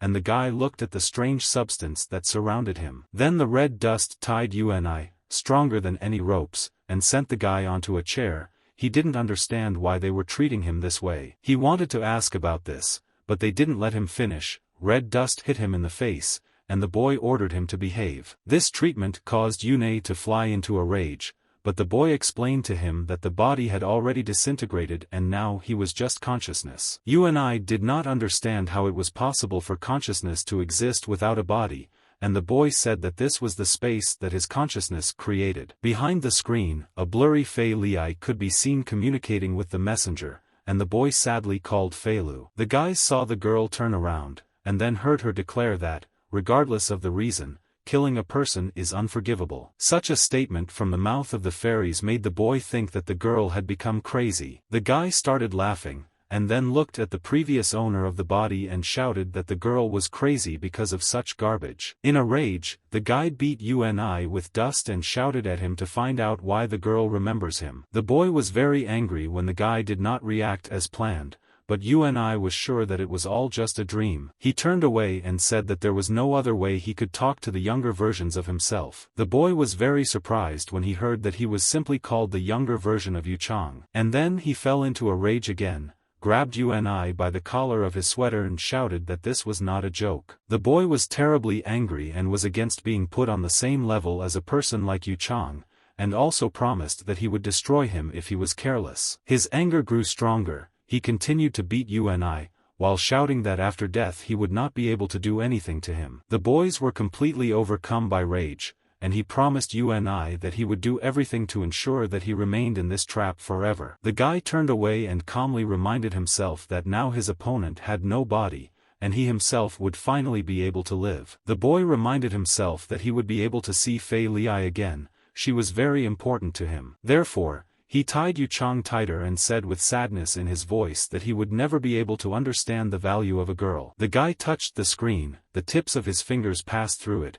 He promised that he would make the fairies remember only themselves. The boy was about to leave and finally ordered him to behave well, and also said that he had already dealt with the messenger. After these words, the guy completely disappeared behind the screen and was now walking next to Fei Liai, completely satisfied with his new position. Fairy called the guy and asked if he is not Uni, then who he is and how long he has known her. He was glad that the girl wanted to know about him. She told her that it did not matter and asked her to perceive herself as an updated Uni. The guy said that, unlike old Yu, he will help and never betray. Fairy recalled that the guy still returned to her and helped. The real Yu Chang could hear his counterpart saying that he was simply trying to hide and avoid death at the hands of the envoys. Yu Chang listened sadly as his other version said that he used the fairies as a shield and she did not need to think about him. New Uni smiled at the girl and said that he would never refuse and fulfill any request. Fei Liai had mixed feelings about this confession and asked why he was telling her all this so suddenly. The new Yu Chang Yu is very happy to finally be close to Fei Liai and promised to prove it to her as soon as the opportunity presents itself. The guy assured the girl that he would do anything to make his words come true. The real Yu Chang heard every word, but he was tightly tied to the chair and could only accept defeat. Torres remembered how Duvo told him that the fairies were in the cafe and he gave him the order to get to work. After that, he had to catch up with Yu Chang to take care of him properly. The last thing he remembered was rapid movement, and then a strong blow to the head. he woke up hearing the message of the holy city. Torres opened his eyes when the fairies ordered all the envoys to abandon their tasks and go in search of Philas. The man touched his forehead and realized that after that blow he had passed out and promised himself to get to that guy. Torres was angry that he would have to look for the fairies when he had no leads. It turns out that Torres will never be able to quit his job as an envoy because he was previously an ordinary person. He was 100 years old and had spent the last 80 years as an envoy, so he had to die and be reborn many times. He received the name Torres when he became a messenger and was very angry that he could not remember his human name. While the man lay passed out, it became late, and he didn't even understand how there was no one left with whom he worked. Torres was walking along a dark alley, lost in his thoughts, when he saw a girl accidentally struggling. He thought that the seventh city lacked public security and the envoy could help, but now they had other orders. Large tears were running down the girl's face. She tried to break free from the man's grip and loudly asked for help. The man covered her mouth with his large palm and ordered her to be silent, threatening her with death. Suddenly, the man's grip weakened, and he himself was struck by magic. The girl covered her face and screamed in fear. When she decided to open her eyes, she saw that only fragments remained of the man. Torres told the girl she didn't have to thank him. But it didn't even occur to the girl. She screamed that she wouldn't tell anyone and ran away in fear. Torres was very tired of this life and wanted to quit, but thought that then he would really die. Another messenger called him by name, and the man recognized him as the Fumans. Torres asked if he was also free. But Furman frowned and said that he was looking for Philas. Then the man remembered that this was their common task, and lied that he was also busy with this. Furman was informed by other envoys that the lady was in the area, but then they went missing. Torres said that the same thing happened to his partners and they decided that today was a special day for the lady. Furman noticed a strange movement from the side. A huge amount of red dust appeared next to them and the envoys decided to reconnoiter the situation. Then, at the very beginning of the alley, the silhouette of Yu Chang appeared and red dust completely surrounded the envoys. Torres got angry when he saw Yu Chang, but the new guy didn't even know that they had met before. The body crumbled into dust, and then the guy attacked the two messengers from above. A strong explosion occurred in front of the messengers and the fairies changed the task to determine the location and return of Philas. Philas gathered all the envoys and announced that they now did not need to return her to the holy city, just as Torres woke up. Fairy said that she gathered them here to convey information. She didn't want them to be surprised when the holy city left this place and she stayed behind. And so, despite the warning from Mrs. Philas herself, all the envoys were in shock. Fairy laughed and told the envoys not to worry about a conflict of interests, because she would not interfere in their work. The girl playfully winked at everyone present and said that she also asked them not to get in her way. The envoys were quite happy with being mutually ignored by someone they didn't really like. Philas glowed with happiness and said that they could all be free since they understood each other so quickly. The envoys remained silent, and then began to take off their cloaks and each go about their own business. Furman noticed the fairies' confusion and said that usually envoys live like ordinary people and wear cloaks only on missions. Torres noticed Yu Chang's silhouette next to one of the houses and looked at him angrily. Furman decided that the man was angry because of the explosion, but Torres explained that the boy was previously an ordinary person, and now his origin is unknown. Torres did not understand why Philas was spending time with him, and Furman ordered to call the girl mistress. Yu Chang's body vaguely resembled a human, but it had no definite shape and consisted of particles. Philas heard the envoy's conversation and appeared nearby. She asked me to explain this to her in more detail. Yu Chang watched as the girl tried to talk to the envoys about him and felt uneasy. Therefore, he appeared in front of the girl, shielding Furman from her and asked if he could help her again.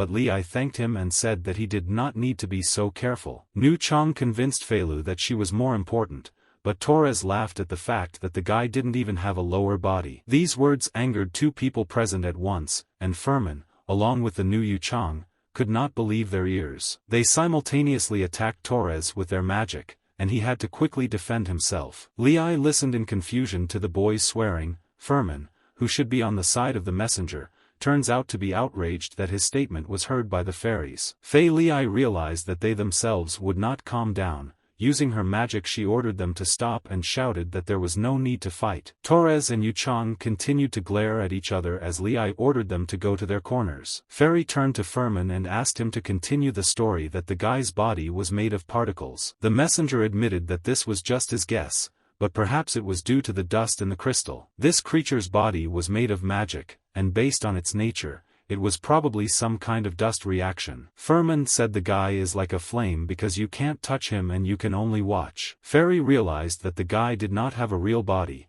and asked if it was possible to restore him. Furman was worried about the upset Fairy and asked if the body was human. The girl realized that she didn't know for sure, but there had never been any cases before of an ordinary person turning into this and feeling like a completely different person. Furman did not understand what Li meant, and he advised the girl not to take the person so hard. Fei Li frowned, because she herself knew that there was no point in thinking about it so much, but she couldn't stop. Suddenly, the fairy remembered that the bodies of the messengers are constantly restored, and they come to life. Furman confirmed her knowledge. Now Fei Li was seriously wondering whether she would be able to restore Yunai's body in the same way. But Furman hastened to upset her and say that restoring the body is a very difficult process. The man smiled awkwardly and explained that the conditions for performing this magic are very harsh, otherwise anyone could be resurrected. Yu Chang interrupted Furman and said that it was very simple and he could easily restore the body. The messenger got angry and said that if it is so easy, then let the guy do it, but the silhouette refused. Fei Li was surprised by these words, and it turned out that when restoring the body there was a risk of someone else's return, which the guy told Furman about. The girl listened worriedly and guessed that with the help of the body, there was a chance that the real Yunai would return. Yu Chang silently looked at the girl, and the fairies began to hope that Yu had not died and was safe. Silhouette Yunai was upset and asked the girl not to say this name. He so hoped that Li would forget him. Fairy was very surprised when she heard that the guy wanted her to forget about Yunai. When the girl thought that she could forget the guy, she felt pain, and she admitted that she could not do this. It was Yu who was the first person she met and helped her no matter the circumstances, and Li could not forget him. Fei Li attacked the renewed Yu with questions. She said that although they look the same, they are different people and she was interested in where the real one was. These questions made the guy feel very sad, and he asked if Philia wanted Yu Chang back. Fei Li looked away and admitted that she did not want Yunai to disappear and she would have to ask the updated guy for help. The silhouette smiled knowingly and said that she shouldn't ask. The guy was ready to fulfill any wish of his fail. The body of the renewed Yu Chang began to crumble into dust and the guy asked the fairies to go with him. Fei Li couldn't miss such a chance, so she immediately agreed, surprising Furman. He tried to reason with Mrs. Fei Li, but Torres reminded him that the girl asked them not to interfere in her affairs. The fairy stood next to the silhouette, and red dust surrounded them on all sides. The guy asked if Philia was afraid of heights, but the girl reminded her that she lived in the holy city. The guy grabbed the girl tightly by the waist and her legs lifted off the ground as he carried them in an unknown direction. Fei Li looked at the silhouette's face and felt an inexplicably strong sadness. She looked at someone else's body, which did not exist in reality, and realized that she could not touch it. But despite this, Fei Li felt very well that this person was real and she was very interested in finding out who he was. The messengers watched the red dot disappear into the sky and decided that it was time for them to go about their business. A cloud of red dust carried them to the balcony of one of the houses and the renewed Yu Chang said that they had arrived. They ended up in an apartment, and the guy said that this was the best place if they wanted to restore the body. Fairy was very grateful to the stranger. But the renewed Yu Chang asked not to thank him, because he was afraid that then he would not fulfill his promise. The guy was very worried that if he returned Yu back,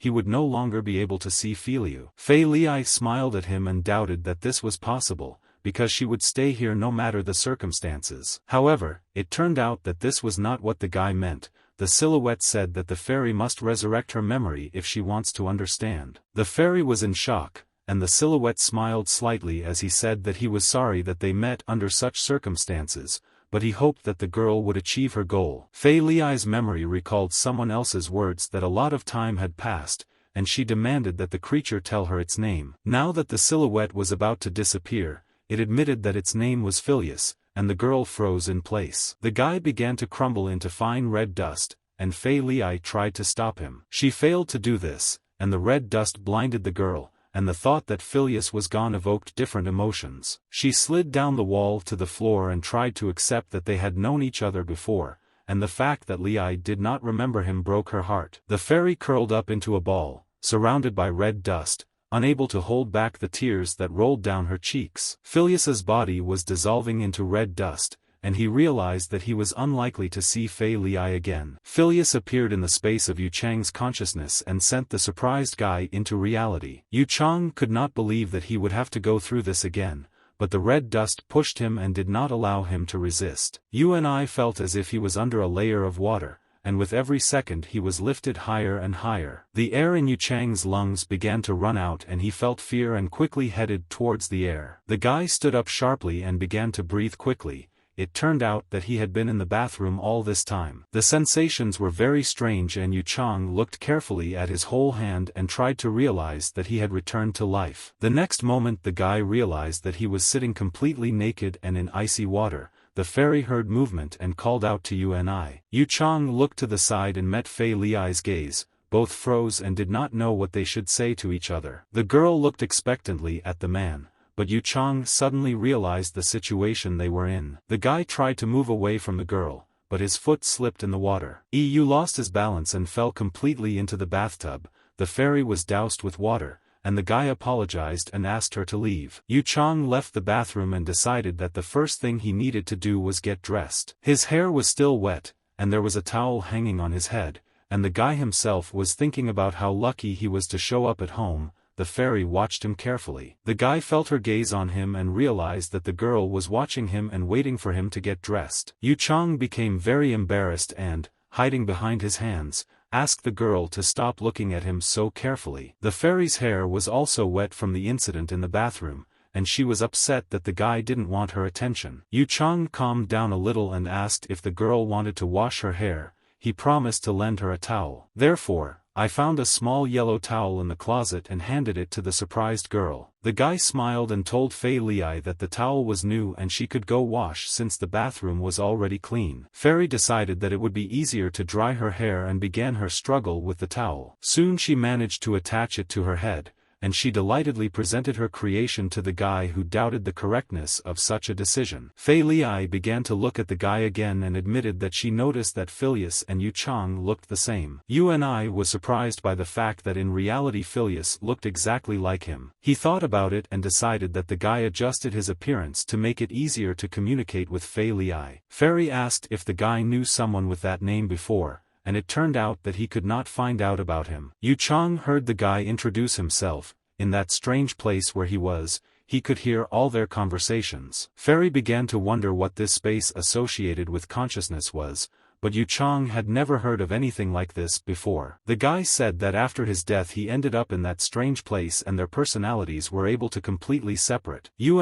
said that it was definitely not heaven, and the girl wondered what people meant when they said that. Yu Chang began to explain that usually after death the soul goes to heaven, but this theory is not proven. Lei wondered if the guy believed in this and he said that it didn't matter and the theory was just interesting to him. Fairy told the guy that souls and heavens do not exist, but Yu refused to accept the existence of magic and fairies, but the absence of souls and heavens. The girl suddenly understood something and said that the question was not whether they exist, but the correctness of the wording. They could believe that consciousness is the soul and space is heaven, and magic created the heavens to preserve the integrity of the soul, because otherwise the consciousness would have dissipated with the body, but this way Yu Chang was in space and was able to preserve his soul. Thus, the girl realized that in the space of consciousness, personality, memory, and body are completely recorded and can be used for restoration. The guy didn't understand a single word, but Lei was full of inspiration to explain everything again,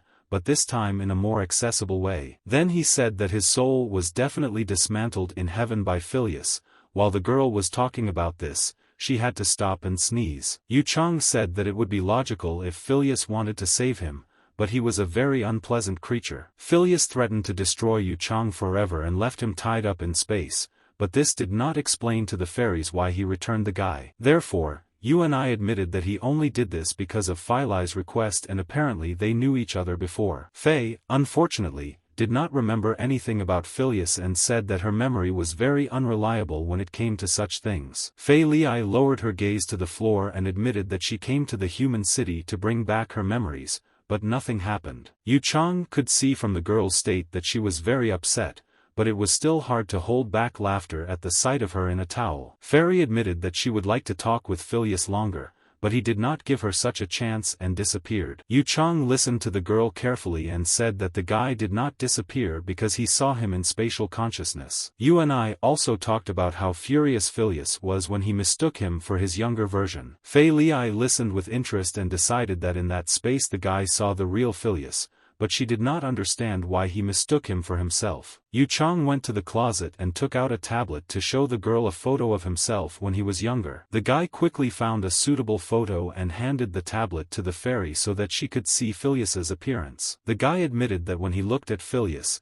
he looked the same and the only difference was longer hair. Yu Chang turned the tablet towards him and noticed that Philas looked a little younger, but he did not have any earlier photos. Fei Li was upset by this fact and asked to see the rest of Yu Chang's photos. And the guy himself could now understand Philas' rage when he confused him with himself, and Uni was sure that he now hated him. The girl enthusiastically looked at the photos on the tablet, while simultaneously humming some melody to herself. Soon she found the photo she liked best and showed it to her boyfriend.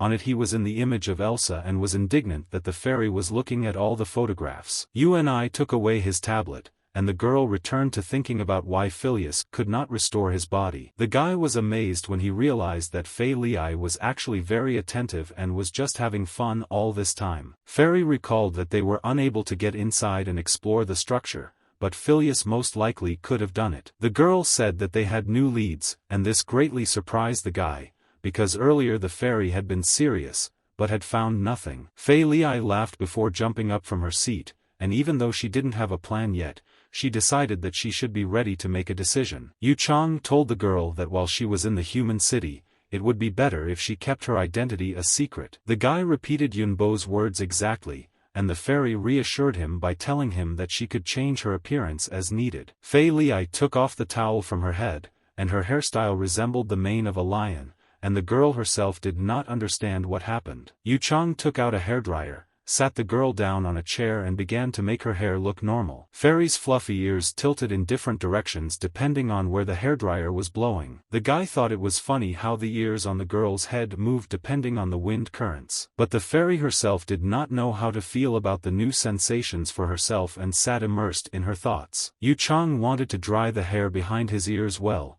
so he pulled back Fei Li's ear. The guy looked contentedly at the work done and thought that there was very little left. But the girl's mood changed sharply, and she unexpectedly called Uni in a very serious voice. After which she grabbed the guy by the ears, pulling them in different directions, screaming so that he would not touch her ears. Their quarrel was interrupted by the alarm clock ringing. The girl had never heard this before, so the guy had to explain to her what it was. Yu Chang admitted that it was strange for him to remember that the day before he was chased and he ran and died, and now he is alive again and is going to class. The guy remembered that before going he needed to eat something tasty, and Fei Li watched his joy. But all Uni's joy quickly evaporated when he heard familiar footsteps near the door. The guy immediately turned to the girl, who did not understand what was happening, but Uni promised to tell about it later. Now he looked very frightened and told Fairy that she must hide immediately. The sounds of a lock opening were heard, and the guy in a panic begged the girl to hide,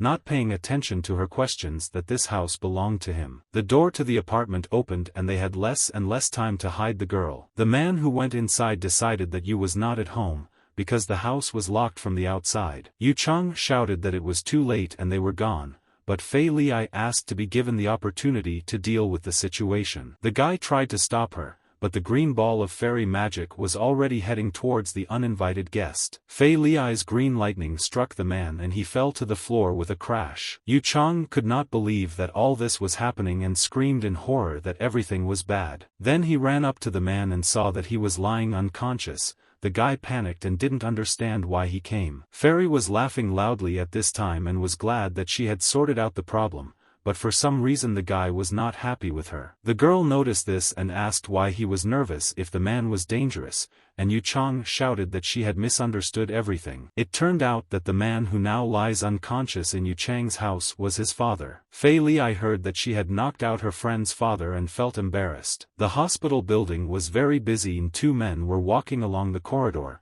discussing recent events. The employee reported to the boss that Peng Qi and Lu Wei were in that direction, but the man wanted to talk to the staff first. The boss turned out to be Yu Chang's father, who ordered his subordinate to go check on the victims. Lu Wei sat on the edge of the guy's hospital bed, and he tried to convince her that nothing serious had happened to him. He assured her that everything would heal soon and Lu Wei would feel a little better. She was very worried about her partner when the accident happened. Peng Qi also noticed that the girl was very worried about Lin Mi and assured her that the blonde would definitely find a way out. Lu Wei still looked upset, although she admitted that she knew Lin Mi could handle it. At that moment, the door to the hospital room opened and the employee who came along with the boss greeted the guys. The man had green hair and rectangular framed glasses, and he commented on the presence of the guys in the ward. Lu Wei remained silent, and Peng Qi asked what brought the student council president to them. The president was serious and said that his presence here obviously meant something important. The man took out a folder and showed it to the guys and said that he was here regarding assignment reports. Because they were meeting with the fairies, along with the human student UNI, the president was here. The man wanted confirmation that they were injured, and when the Fae came to, they were unable to fight and now do not know where she is. Peng Qi confirmed the report and then the president asked where UNI was now. The guy replied that the student remained there. The president was very surprised by Yuni's decision and considered his actions unreasonable when Lu Wei said that he did not want to give up the fairies. Peng Qi said that it was because he had never seen a fairy, because no man would leave such a woman. Lu Wei took his words very seriously and said that if you follow his line of thought, there are people who bend. By this point, their boss had finished talking to the staff and appeared in the room, interrupting their conversation. The man said that he explained to the staff everything that was needed, so the guys could stay and recover as long as needed. Peng Qi and Lu Wei looked at each other in shock, trying to understand whether they had heard everything correctly. Afterwards, the girl thanked the boss, and the man laughed and said that it was not at all necessary to follow formalities. The boss delighted the girl with news from the hospital. They had recently found Lin Mi and were now taking her to a shelter. Lu Wei asked how she could calm down a little when it turned out that someone from the organization brought her for treatment. The president thought that thanks to Lin Mi, he would be able to complete the report completely, and Peng Qi was angry that the man would treat it this way. The president was indignant and shouted that this is all he can do when these two cannot be reasonable and use their brains. He showed a drawing of a fairy that looked like a child scribbling and shouted that this was all their information about fairies. Lu Wei said that it was her drawing and asked if there was any problem.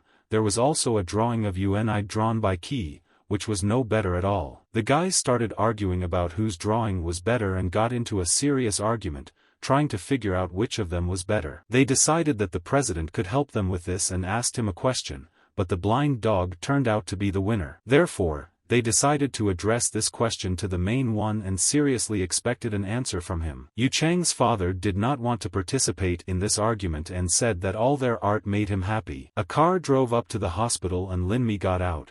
The man asked her to lie down on the stretcher, but the girl could walk on her own. Lin Mi walked frowning and thought about the recent task. She also held her injured hand. People in the hospital corridor saw Lin Mi and started whispering about her behind her back. People discussed that only Lin Mi could withstand the messenger and watched the girl go. Lin Mi walked along the corridor and listened to others' admiration behind her, but did not feel happy. The girl recalled with pain the moment when she stood and watched as UNI was gutted. The girl blamed herself for not being able to move and help the guy. The blonde opened the door to the room. She saw her partners and greeted them, and Lu Wei immediately went to meet the girl. Lin Mi saw the president in the chamber and asked what someone like him was doing here, and the man cheated on the girl because of her ugly clothes. This remark angered Lin Mi, and the girl screamed at the man to mind his own business and not criticize her clothes. But the president did not calm down and continued to say how important image is and why it is important for her to take care of her clothes. Lin Mi looked away from the argument and noticed that the chief was also present in the ward, looking at them with a smile. She didn't expect to see him here, so she was a little confused when he greeted her. The president returned to the main topic and asked Linmi what happened to the fairies. The blonde said that she left after she came to her senses and most likely stayed in the city. The president was worried about the last question for the report: what happened to the human student Uni? This question made Linmi feel remorse again, and she revealed that the guy had died.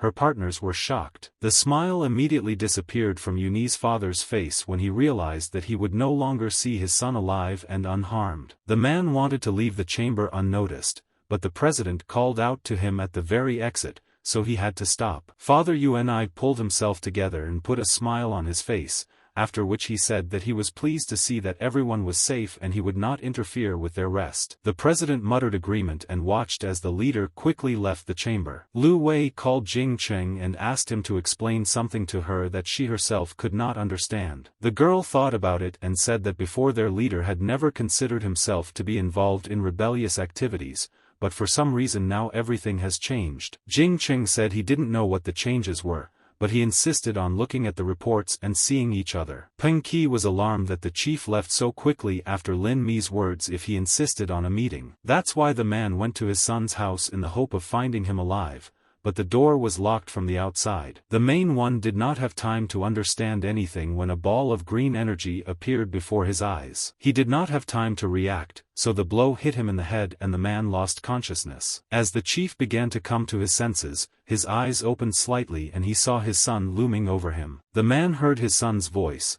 but lost consciousness again and came to his senses only after some time. Yu Chang sat his father down on the sofa and was very happy when the man finally woke up. The guy immediately reached out to him. The man asked why he was attacked when he arrived, but Uni tried to convince him that the man had simply fallen. A sad fairy appeared in the opening, but the guy drove her away with an angry expression on his face. The man exhaled heavily and said that it didn't matter anyway because they needed to talk. Yu Chang became worried when he heard about the serious conversation and hesitantly asked what his father wanted to talk about. The chief looked closely at his son and wanted to know what Yu was doing last night. The boy felt confused because he wasn't sure his father would believe his words about fairies, rebels and rebirth. The guy hesitated a little, and then decided to answer that he went to classes as usual yesterday. The man looked carefully at his son and asked if he really skipped yesterday and then admitted that he had only missed half a day. This information made the father very angry and he did not hit his son very hard. The man pulled himself together and ordered him to continue to tell what he did while he missed half the school day. Yu Chang was very nervous and told his father that he should not ask him such questions. But the man said that he was asking because he wanted to clarify the current situation and was asking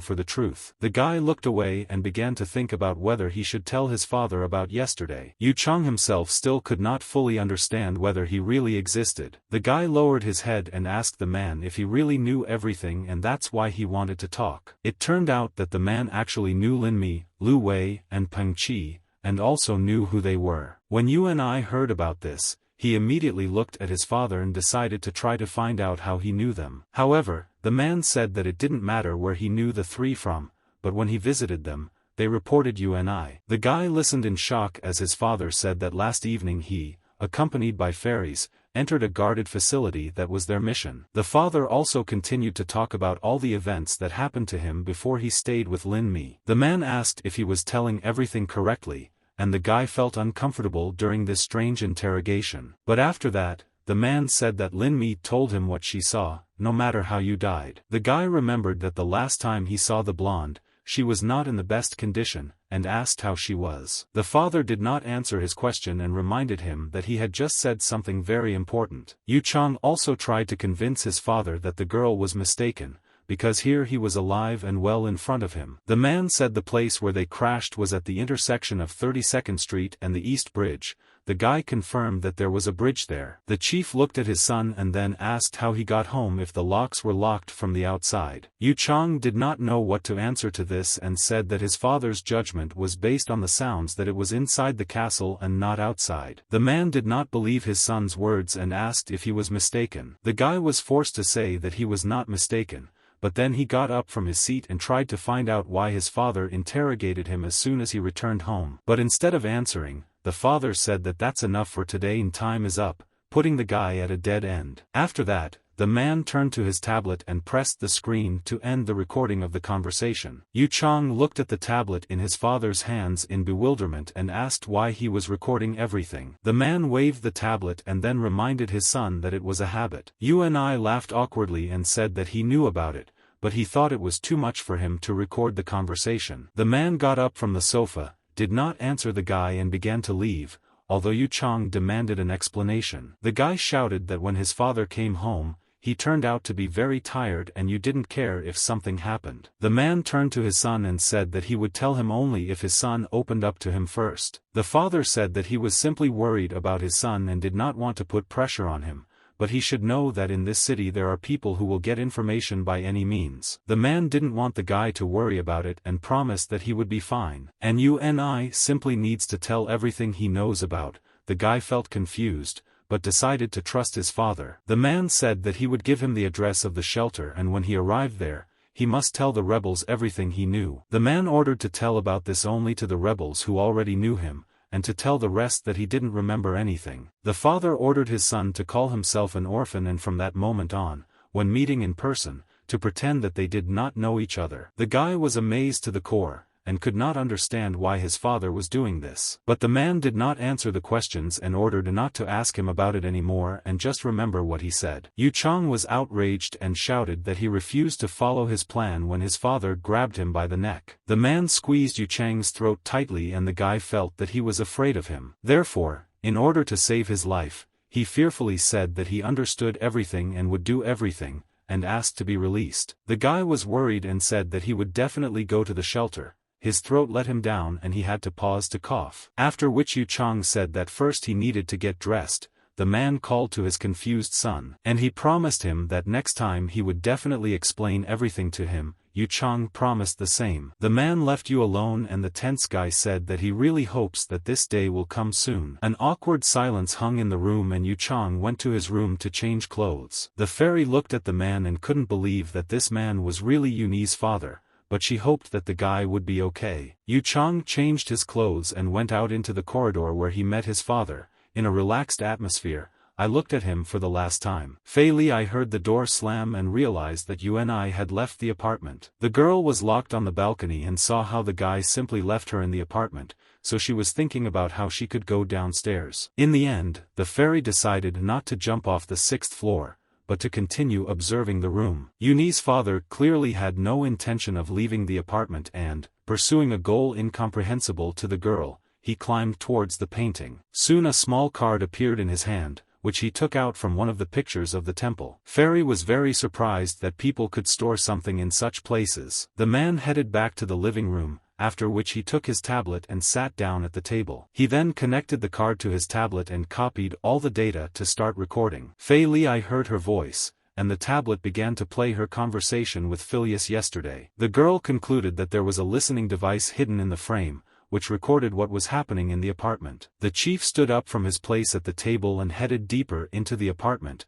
Now the fairies could not watch him. Decided to take advantage of the mania and still follow the actions of this strange man. The man went to the bathroom, where he put his hand in the water and was surprised that the water completely filled the bathtub. From behind the heated towel rail, the man took out another listening device and began to listen to what was happening in the bathroom. I heard Philas say his name before he disappeared and was upset about it again. The girl realized that Yu Chang's father had delivered listening devices to every room in this apartment. She began to worry a lot and wondered what kind of person would do such a thing. She was worried that he now knew about Philas and would try to find out everything. She didn't know what they would do then. The fairies decided that the best option would be to intervene now and use magic to destroy all the records that were in the hands of the man. There was a noise from the room and Yu Chang's father turned in his direction. This diverted his attention from the tablet, and immediately took advantage of the opportunity. The green light of magic headed toward someone else's device and smashed it to pieces. The girl was glad that she managed to get rid of the evidence,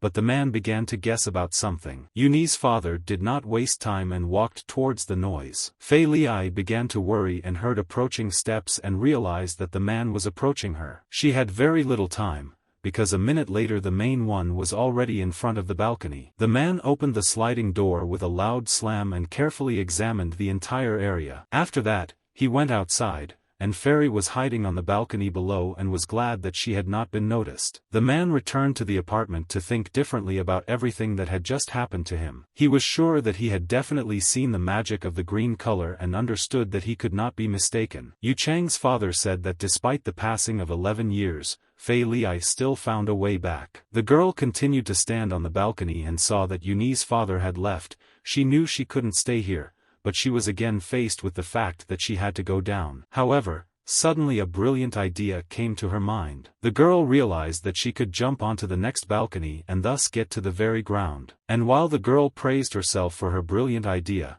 a loud explosion was heard, and Yu's apartment was destroyed. Fei Li looked in fear at the black smoke and spark of fire and realized that it was really an explosion. Of course, the girl realized that Yunyi's father was behind this and decided that she would never underestimate this man. She had little time, and she decided to hurry and find a guy to tell him everything. It was evening outside and little Yu Chang was sitting on a bench and playing games on his tablet. He looked up when he heard his father's voice calling him a brat for running away to such a place. The boy was confused because he did not expect his father to find him and sadly greeted his dad. The man sat down on the bench next to his son and asked if the boy was hungry. My father's stomach began to growl and he admitted that he was terribly hungry while looking for Yu Chang. The man gave his son a small steamed pie and said it was his half of the meal. After that, he completely threw his own pie into his mouth with a straight face. Little Yu Chang carefully watched his father eat baozi and decided that this is how everyone eats them. After that, he looked uncertainly at the size of the pie in his hands and, full of enthusiasm,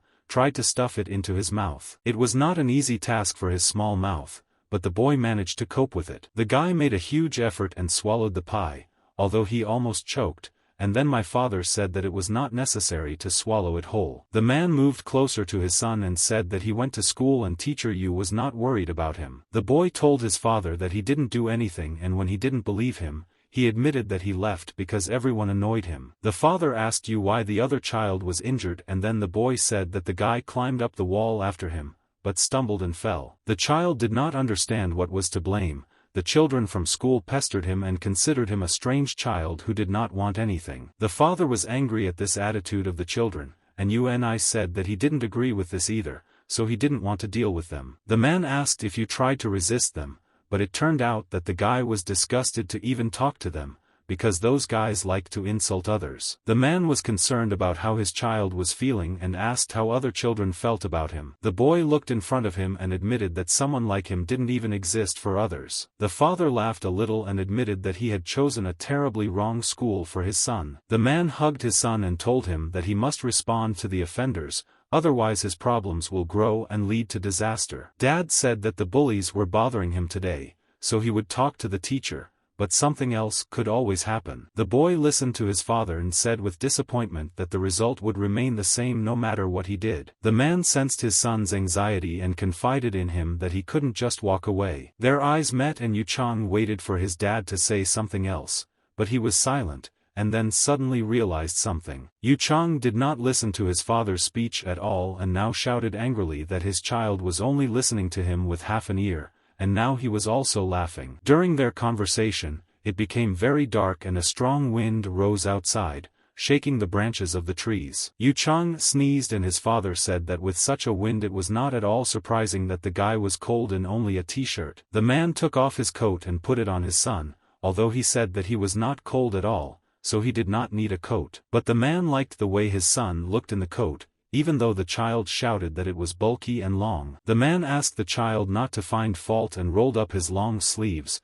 After that, he examined his son again. The father promised to come tomorrow and look at the children who offended him, but Yu Chang did not want to be alone and hear their words again. The boy did not understand why teachers had very different attitudes towards people. His dad said he works with students using a special technique. The man even offered to take the child with him, but the boy just wanted his dad to be home more often. These words made the man feel a surge of tenderness. He ruffled Yu Chang's hair and promised that he would always be by his side. Yu's amusement faded when his father said that he would not allow him to miss school and knew that the boy would miss it as soon as his father left for work. Now the expression on his father's face rather frightened the boy, and Dad told Yu Chang not to even think about skipping classes. Many years have passed since that moment, but now student Yu Chang is again sitting on the same bench. The guy thought about how he had been sitting here all the time and realized that he had really had pleasant times with his father before. It was rapidly getting dark outside, and green dots that looked like fireflies began to appear behind the guy. Very soon the green dots came close to the guy and also surrounded him on all sides. The concentration of green dots increased around the bench on which the guy was sitting, and he thought that all the dots had gathered next to him. Soon, Fei Liai appeared in the park and was finally able to catch up and find the guy. Yu Chang recognized the girl. After this, Yu and I remembered that Fei's magic had a green light and guessed that it created green dots, and the girl said that she used them to search. Fairy was angry because the guy left her on the balcony and wasn't even going to come back for her. The guy awkwardly looked away. But the girl decided that now there was something more important than this and said that she needed to talk about the events after his departure. Yu Chang looked at the fairies in bewilderment and could not even imagine that this could happen. The girl spent a lot of time telling the man about all his father's actions in detail. Yu did not look upset at first and told the fairies that his father turned out to be quite categorical. After that, the guy was able to relax. He leaned back on the bench and accepted the fact that this time he was left without a home. Fei Liai was very surprised that the guy was so calm, because what happened scared the hell out of her. The guy laughed awkwardly and apologized. He said that there are times when a father becomes neurotic, especially when problems arise with work. Yu Chang admitted that he never found out the details of his work and could only speculate about what his father was doing. Fei Liai listened carefully to Yu's story about how her father had always been like this. Either he was protected from any contact, or his return home was like hell. Yu Chang recalled that sometimes he walked into his room and his father immediately turned to him and looked at him without looking away. Of course, this always frightened the child greatly, and he never liked to see this look on his father's face. There was more than one occasion when Yu Chang was on the verge of death because of his father. Fairy noted that it was pathetic, but the guy admitted that there was nothing he could do. Fei Liai tried to understand the guy and decided that now he would listen to his father again and go look for the rebels. But Yu Chang raised his eyes, looked at the sky and said that he was too lazy for such adventures and would prefer to eat. Suddenly the guy stopped talking and laughed. Yu Chang looked completely relaxed and happy. Fairy thought that Yu Chang was constantly surprising her and asked why he suddenly laughed. The guy admitted that he was not laughing because of what he said earlier, but he just suddenly thought of something. He felt awkward when he admitted that young or old, he still didn't listen to his father, even though sometimes he should. Thus, the guys ended up at the bar and Yu Chang called Fei Liai to join him because he was serving a treat. The girl refused the pizza because she didn't need the food, but the guy still tried to persuade her to at least try it. The fragrant pizza stood on the table and the fairy listened attentively that the best pizza was served here. The girl felt captivated by the smell and gave in. It was decided to try just one piece. Fei Liai sat down at the table and took her first bite. The cheese stretched well, which added special pleasure. Yu Chang couldn't wait until the girl chewed to hear her opinion about this food. Finally, Fei Liai finished chewing, and the answer for the guy was her face filled with delight and admiration. Yu and I really liked the girl's reaction, so he invited her to try the shrimp and enjoyed the fairy's reaction. After the shrimp, Fei Liai was served soup and Yu Chang encouraged her to try more and more new dishes. Yu and I was briefly distracted and horrified when he saw the fairy putting a lemon in his mouth. He tried to stop the girl, but did not have time. Fei Liai cried because of the acid, and the guy asked who told her that lemon was worth eating. Yu Chang was very interested in dealing with a fairy who did not know any tastes, and he said that the girl lacked common sense. Naturally, Liai did not agree with him. She indignantly said that she had not paid attention to such things before, but in general she knew much more than a person. The guys finished their meal, and a sign appeared next to them asking them to pay the bill. Yu Chang used his watch to pay. The payment was successful and the fairies became interested in the currency of the 7th city. It turned out that they had money, but it was cheaper to pay using hours worked. The guy shared that he usually had some free time, and he worked, even though it meant missing classes. Yu Chang had eaten his fill and now they could move on. Fei Liai was worried that the guy didn't find the rebels, but Yu and I told her not to think about it. After a short walk, the guys came across the Hajj religious organization, and the fairy asked who they worshipped. A small smile appeared on the guy's face. He looked at Fei Liai tenderly and said that they bow to her. The girl wanted to know more, and Yu and I explained that some people revere fairies as gods, so they worshipped them. Philas did not even understand what was happening here and said that gods do not exist. Yunai panicked and ordered her to be quiet. The guy was worried when he explained to the girl that she could not say such things among believers, because some might teach her a lesson for such things. He looked around and realized that the atmosphere was heating up and many eyes were boring into their backs. Yu Chang quickly walked to the car with the red robes and took 2 of them for them, and he ordered me to dress to fit in with those around me. They walked further in the stream of believers, and the guy said that since fairies appeared in such cloaks 200 years ago, now it has become a symbol of faith. Philas listened carefully and decided that it was like imitating fairies, because in the holy city they really walked like that. But there the fairies only wore them when they were cold. Yu Chang was confused and said that he thought they would never see it. Philas theorized that the fairies wore cloaks to appear more mysterious, but it was long enough to know for sure. Yunai said that he heard that fairies do not age. The girl didn't know for sure, but she said it, that 4,000 days ago there were much fewer of them. Yu Chang was surprised when he realized that the girl thought that 11 years was a long time.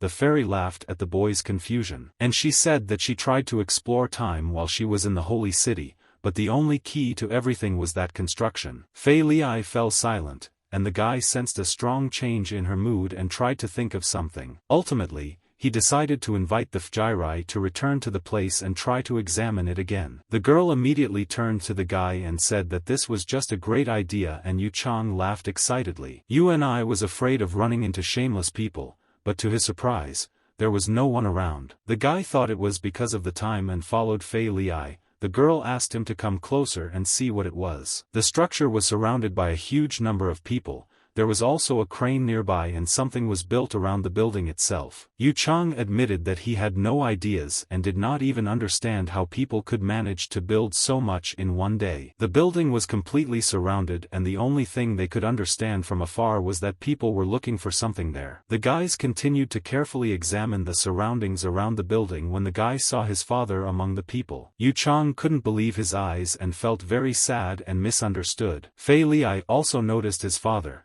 and the guy asked her to speak more quietly. He was very worried about what the men were doing here. The guy understood that he had previously encountered rebels here and now they had built a camp here. It was like their father was working with them. Yu Chang collected his thoughts and said that he had something to tell the fairies. Philas prepared to listen, and the guy asked if she remembered his first reaction when they met. The girl smugly said that she remembered and asked why he asked that stupid question then. It turned out that the guy could believe that he had met a fairy. Well, he thought that she was dressed a little strange. Philas immediately started screaming, which was strange, and the guy was a little annoyed that she interrupted him. He returned to his story and said that when ordinary people looked at her, their reaction was different. Yu Chang recalled that over the past 2 days, none of the people recognized her as a fairy, because none of the people knew what fairies looked like due to the fact that they hid from human eyes a long time ago. But besides ordinary people in their world, there were also those who knew the usual impact on human cities. The guy said that they could find out who the girl was and harm her. He was very worried when he was going to tell the girl that these people want to overthrow the fairies. Philas became wary as she listened to the guy and asked if he was somehow connected with the rebels. After this question, Yu Chang realized that the girl knew about this dangerous group of people even without him. Lei remembered her recent words to her mentor and shared that Yun Bo warned her about them. Yun Bo was a fairy who always looked after the young girl. The guy decided that it didn't really matter,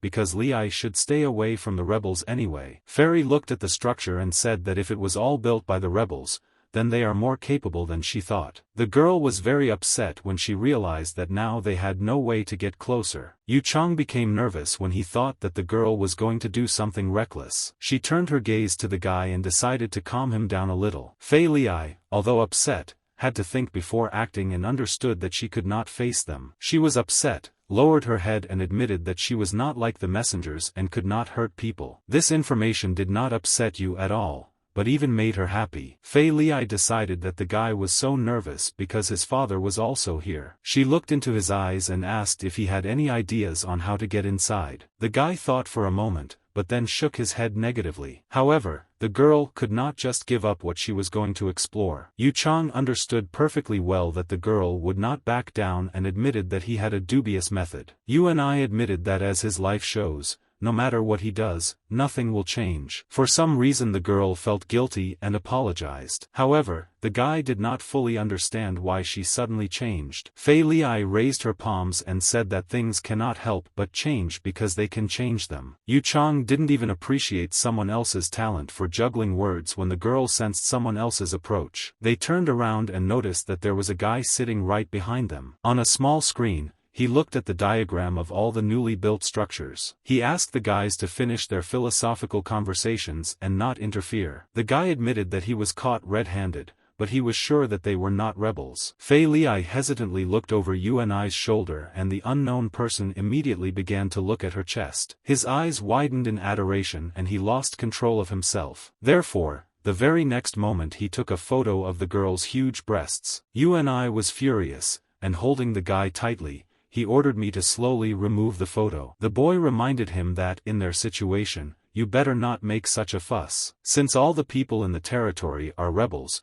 this could end badly for them, so first you need to lure everyone into a trap. Yu Chang looked at the guy carefully and was tormented by the question of who this man is and why he is here. But the strange guy clearly had no intention of answering questions about his personality. He said that each of them has his own affairs and goals, which he himself does not ask about. At this moment, Philas spoke and decided that his identity did not matter. The boy turned his gaze to her and frowned slightly, preparing for the next question. But the fairy asked him to tell him everything he knew about the rebels and what they were doing here. The stranger blushed and began to say that he was not going to just listen to other people's orders. Philas looked into his eyes and said that otherwise she would have to bring the rebels here. The stranger did not expect such a turn of events, and a nervous smile appeared on his face. There was a struggle inside the guy as he tried to decide whether he should tell strangers they needed information. In the end, he decided that he would talk about the gossip that had been circulating for a long time. It turned out that the structure was under the control of the rebels, because its protective magic had already killed several people. Philas admitted that she knew about such a structure, but did not understand why the rebels surrounded her. The guy admitted that he himself would like to know. I could get some clue if I got closer. Fairy took his words seriously and continued to think about what to do next. At that moment, protective magic worked near them, and a beam of light rose into the sky, illuminating everything around them. The guy looked at the protective magic and said that he would leave from here and advise his new acquaintance to do the same. Because of the red cloaks, the guy decided that they were religious fanatics and said that it was time for them to hurry up and leave the city. Yu was not angry because of this treatment, but the girl did not allow him to enter into a quarrel again. They had little information, but the girl did not want to leave everything just like that. The guy tried to ask the girl what the rebels could find, but he was interrupted by another wave of protective magic. However, this time she acted differently and the structure built by the rebels was affected. The butt under the people began to crack, and a group of rebels tried to get to shelter as quickly as possible. Absolutely all the structures around the structure were damaged and the cracks on them only grew larger. The wall behind which the guys were hiding also split into two parts and the light was immediately directed at them. Yu Chang realized that they had been discovered and reported this to the fairies. Because of the bright light, the rebels could distinguish two figures in red cloaks,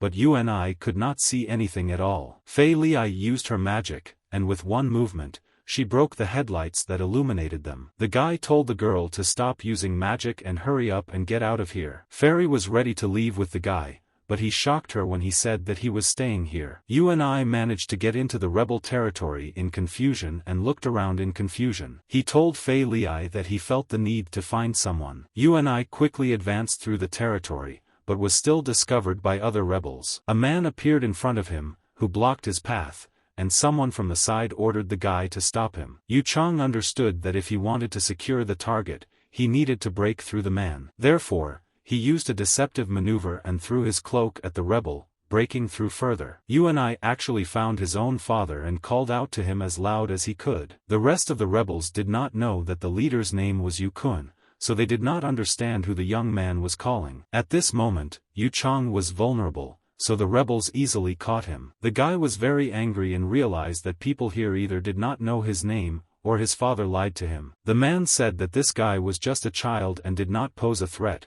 so it was worth letting him go. The rebels believed that Yunai was spying on them, but most importantly convinced them that this was not planned. His father told his subordinates that they could easily pretend that nothing happened. But the words spoken made the guy feel very strange mixed emotions. He immediately remembered the words his father had said to him when they were in the apartment. And I decided to take his hint, so I told the rebels that I was looking for Lin Mi. But the man said that this name would not save him in any way. Then UNI named the names of the other rebels he knew. Now the man was really surprised and believed that the boy knew them, and a satisfied smile appeared on the chief's face. Yu Chang turned to the man who was holding him and shouted that he needed to see all three of them immediately. The main thing turned to one of his subordinates and ordered the guy to be sent to those he was looking for. The man accepted the task, but he was very worried about how much this guy knew. The chief reassured his subordinate and said that they would allow them to meet and then see. Lu Wei consoled the blonde.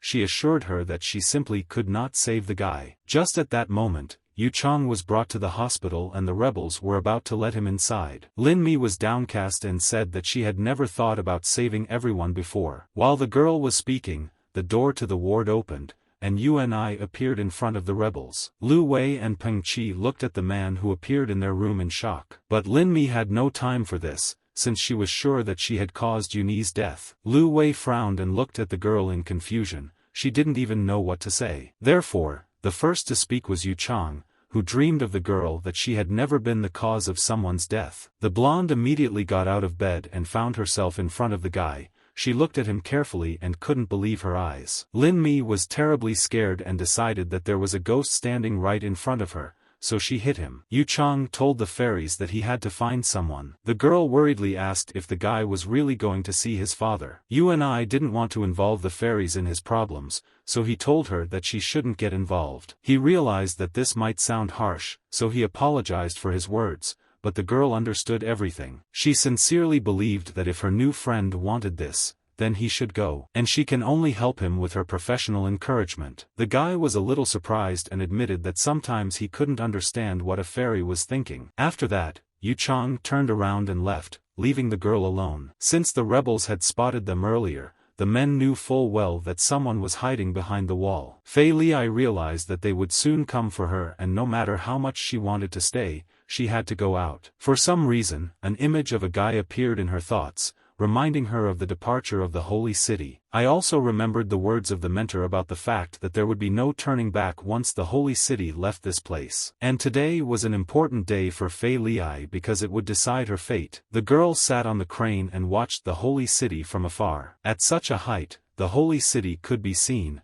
although due to bad weather only its outline was visible. Fei Li looked at the religious fanatics and saw that a huge number of people had indeed gathered to see off the holy city. But none of these people knew that the bright ones would actually become pitch black inside. And many fairies sleep inside the shell, sometimes waking up to attend meetings in which Li was not interested. The girl remembered the day when she woke up and remembered only her name and abilities. The rest of the things were a mystery to her, and she didn't even know where she was. She was surrounded by people in red cloaks who stood silently and did not answer the question of who they were. She begged these people to tell her what was happening around them. Then her body was very weak and she had to put in a lot of effort to move. She was so exhausted that she lost track of time and could neither think nor move. In those days, she was confused with torment until she met Yunbo. Fairy said that these messenger people are fairy servants. The girl did not understand why they ignored her. Yunbo explained to the girl that she would talk nonsense most of the time. That's all, because it takes a long time for the body to recover,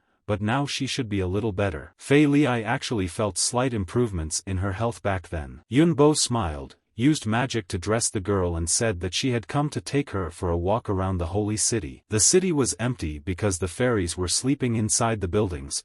They temporarily abandoned the body and placed their consciousness in another space. Fei Li asked what this meant and the teacher said that it was like a dream inside a memory. Then the girl thought about her memories and realized that she didn't have them. Therefore, Li had to use another method to find out the information that interested her. Every day she looked through a huge amount of data with her magic, but there was nothing unusual. But when she came across an unfamiliar city, the strange feeling in her heart began to disappear. And soon after, Fei Li discovered the very place that felt different. On a subconscious level, the girl felt that this place was familiar, but what happened there scared her greatly. She felt like she had to figure out what this place was, but no matter how hard she tried, she couldn't remember. Apart from this, she could not find any information about this design. And this angered the girl even more, but she felt that she needed answers. Hoping to find them, Philas went to one of the meetings of all fairies. The girl knew that the others could hear her and wanted to ask her question in the meeting room. But to her regret, no matter how much Philas asked,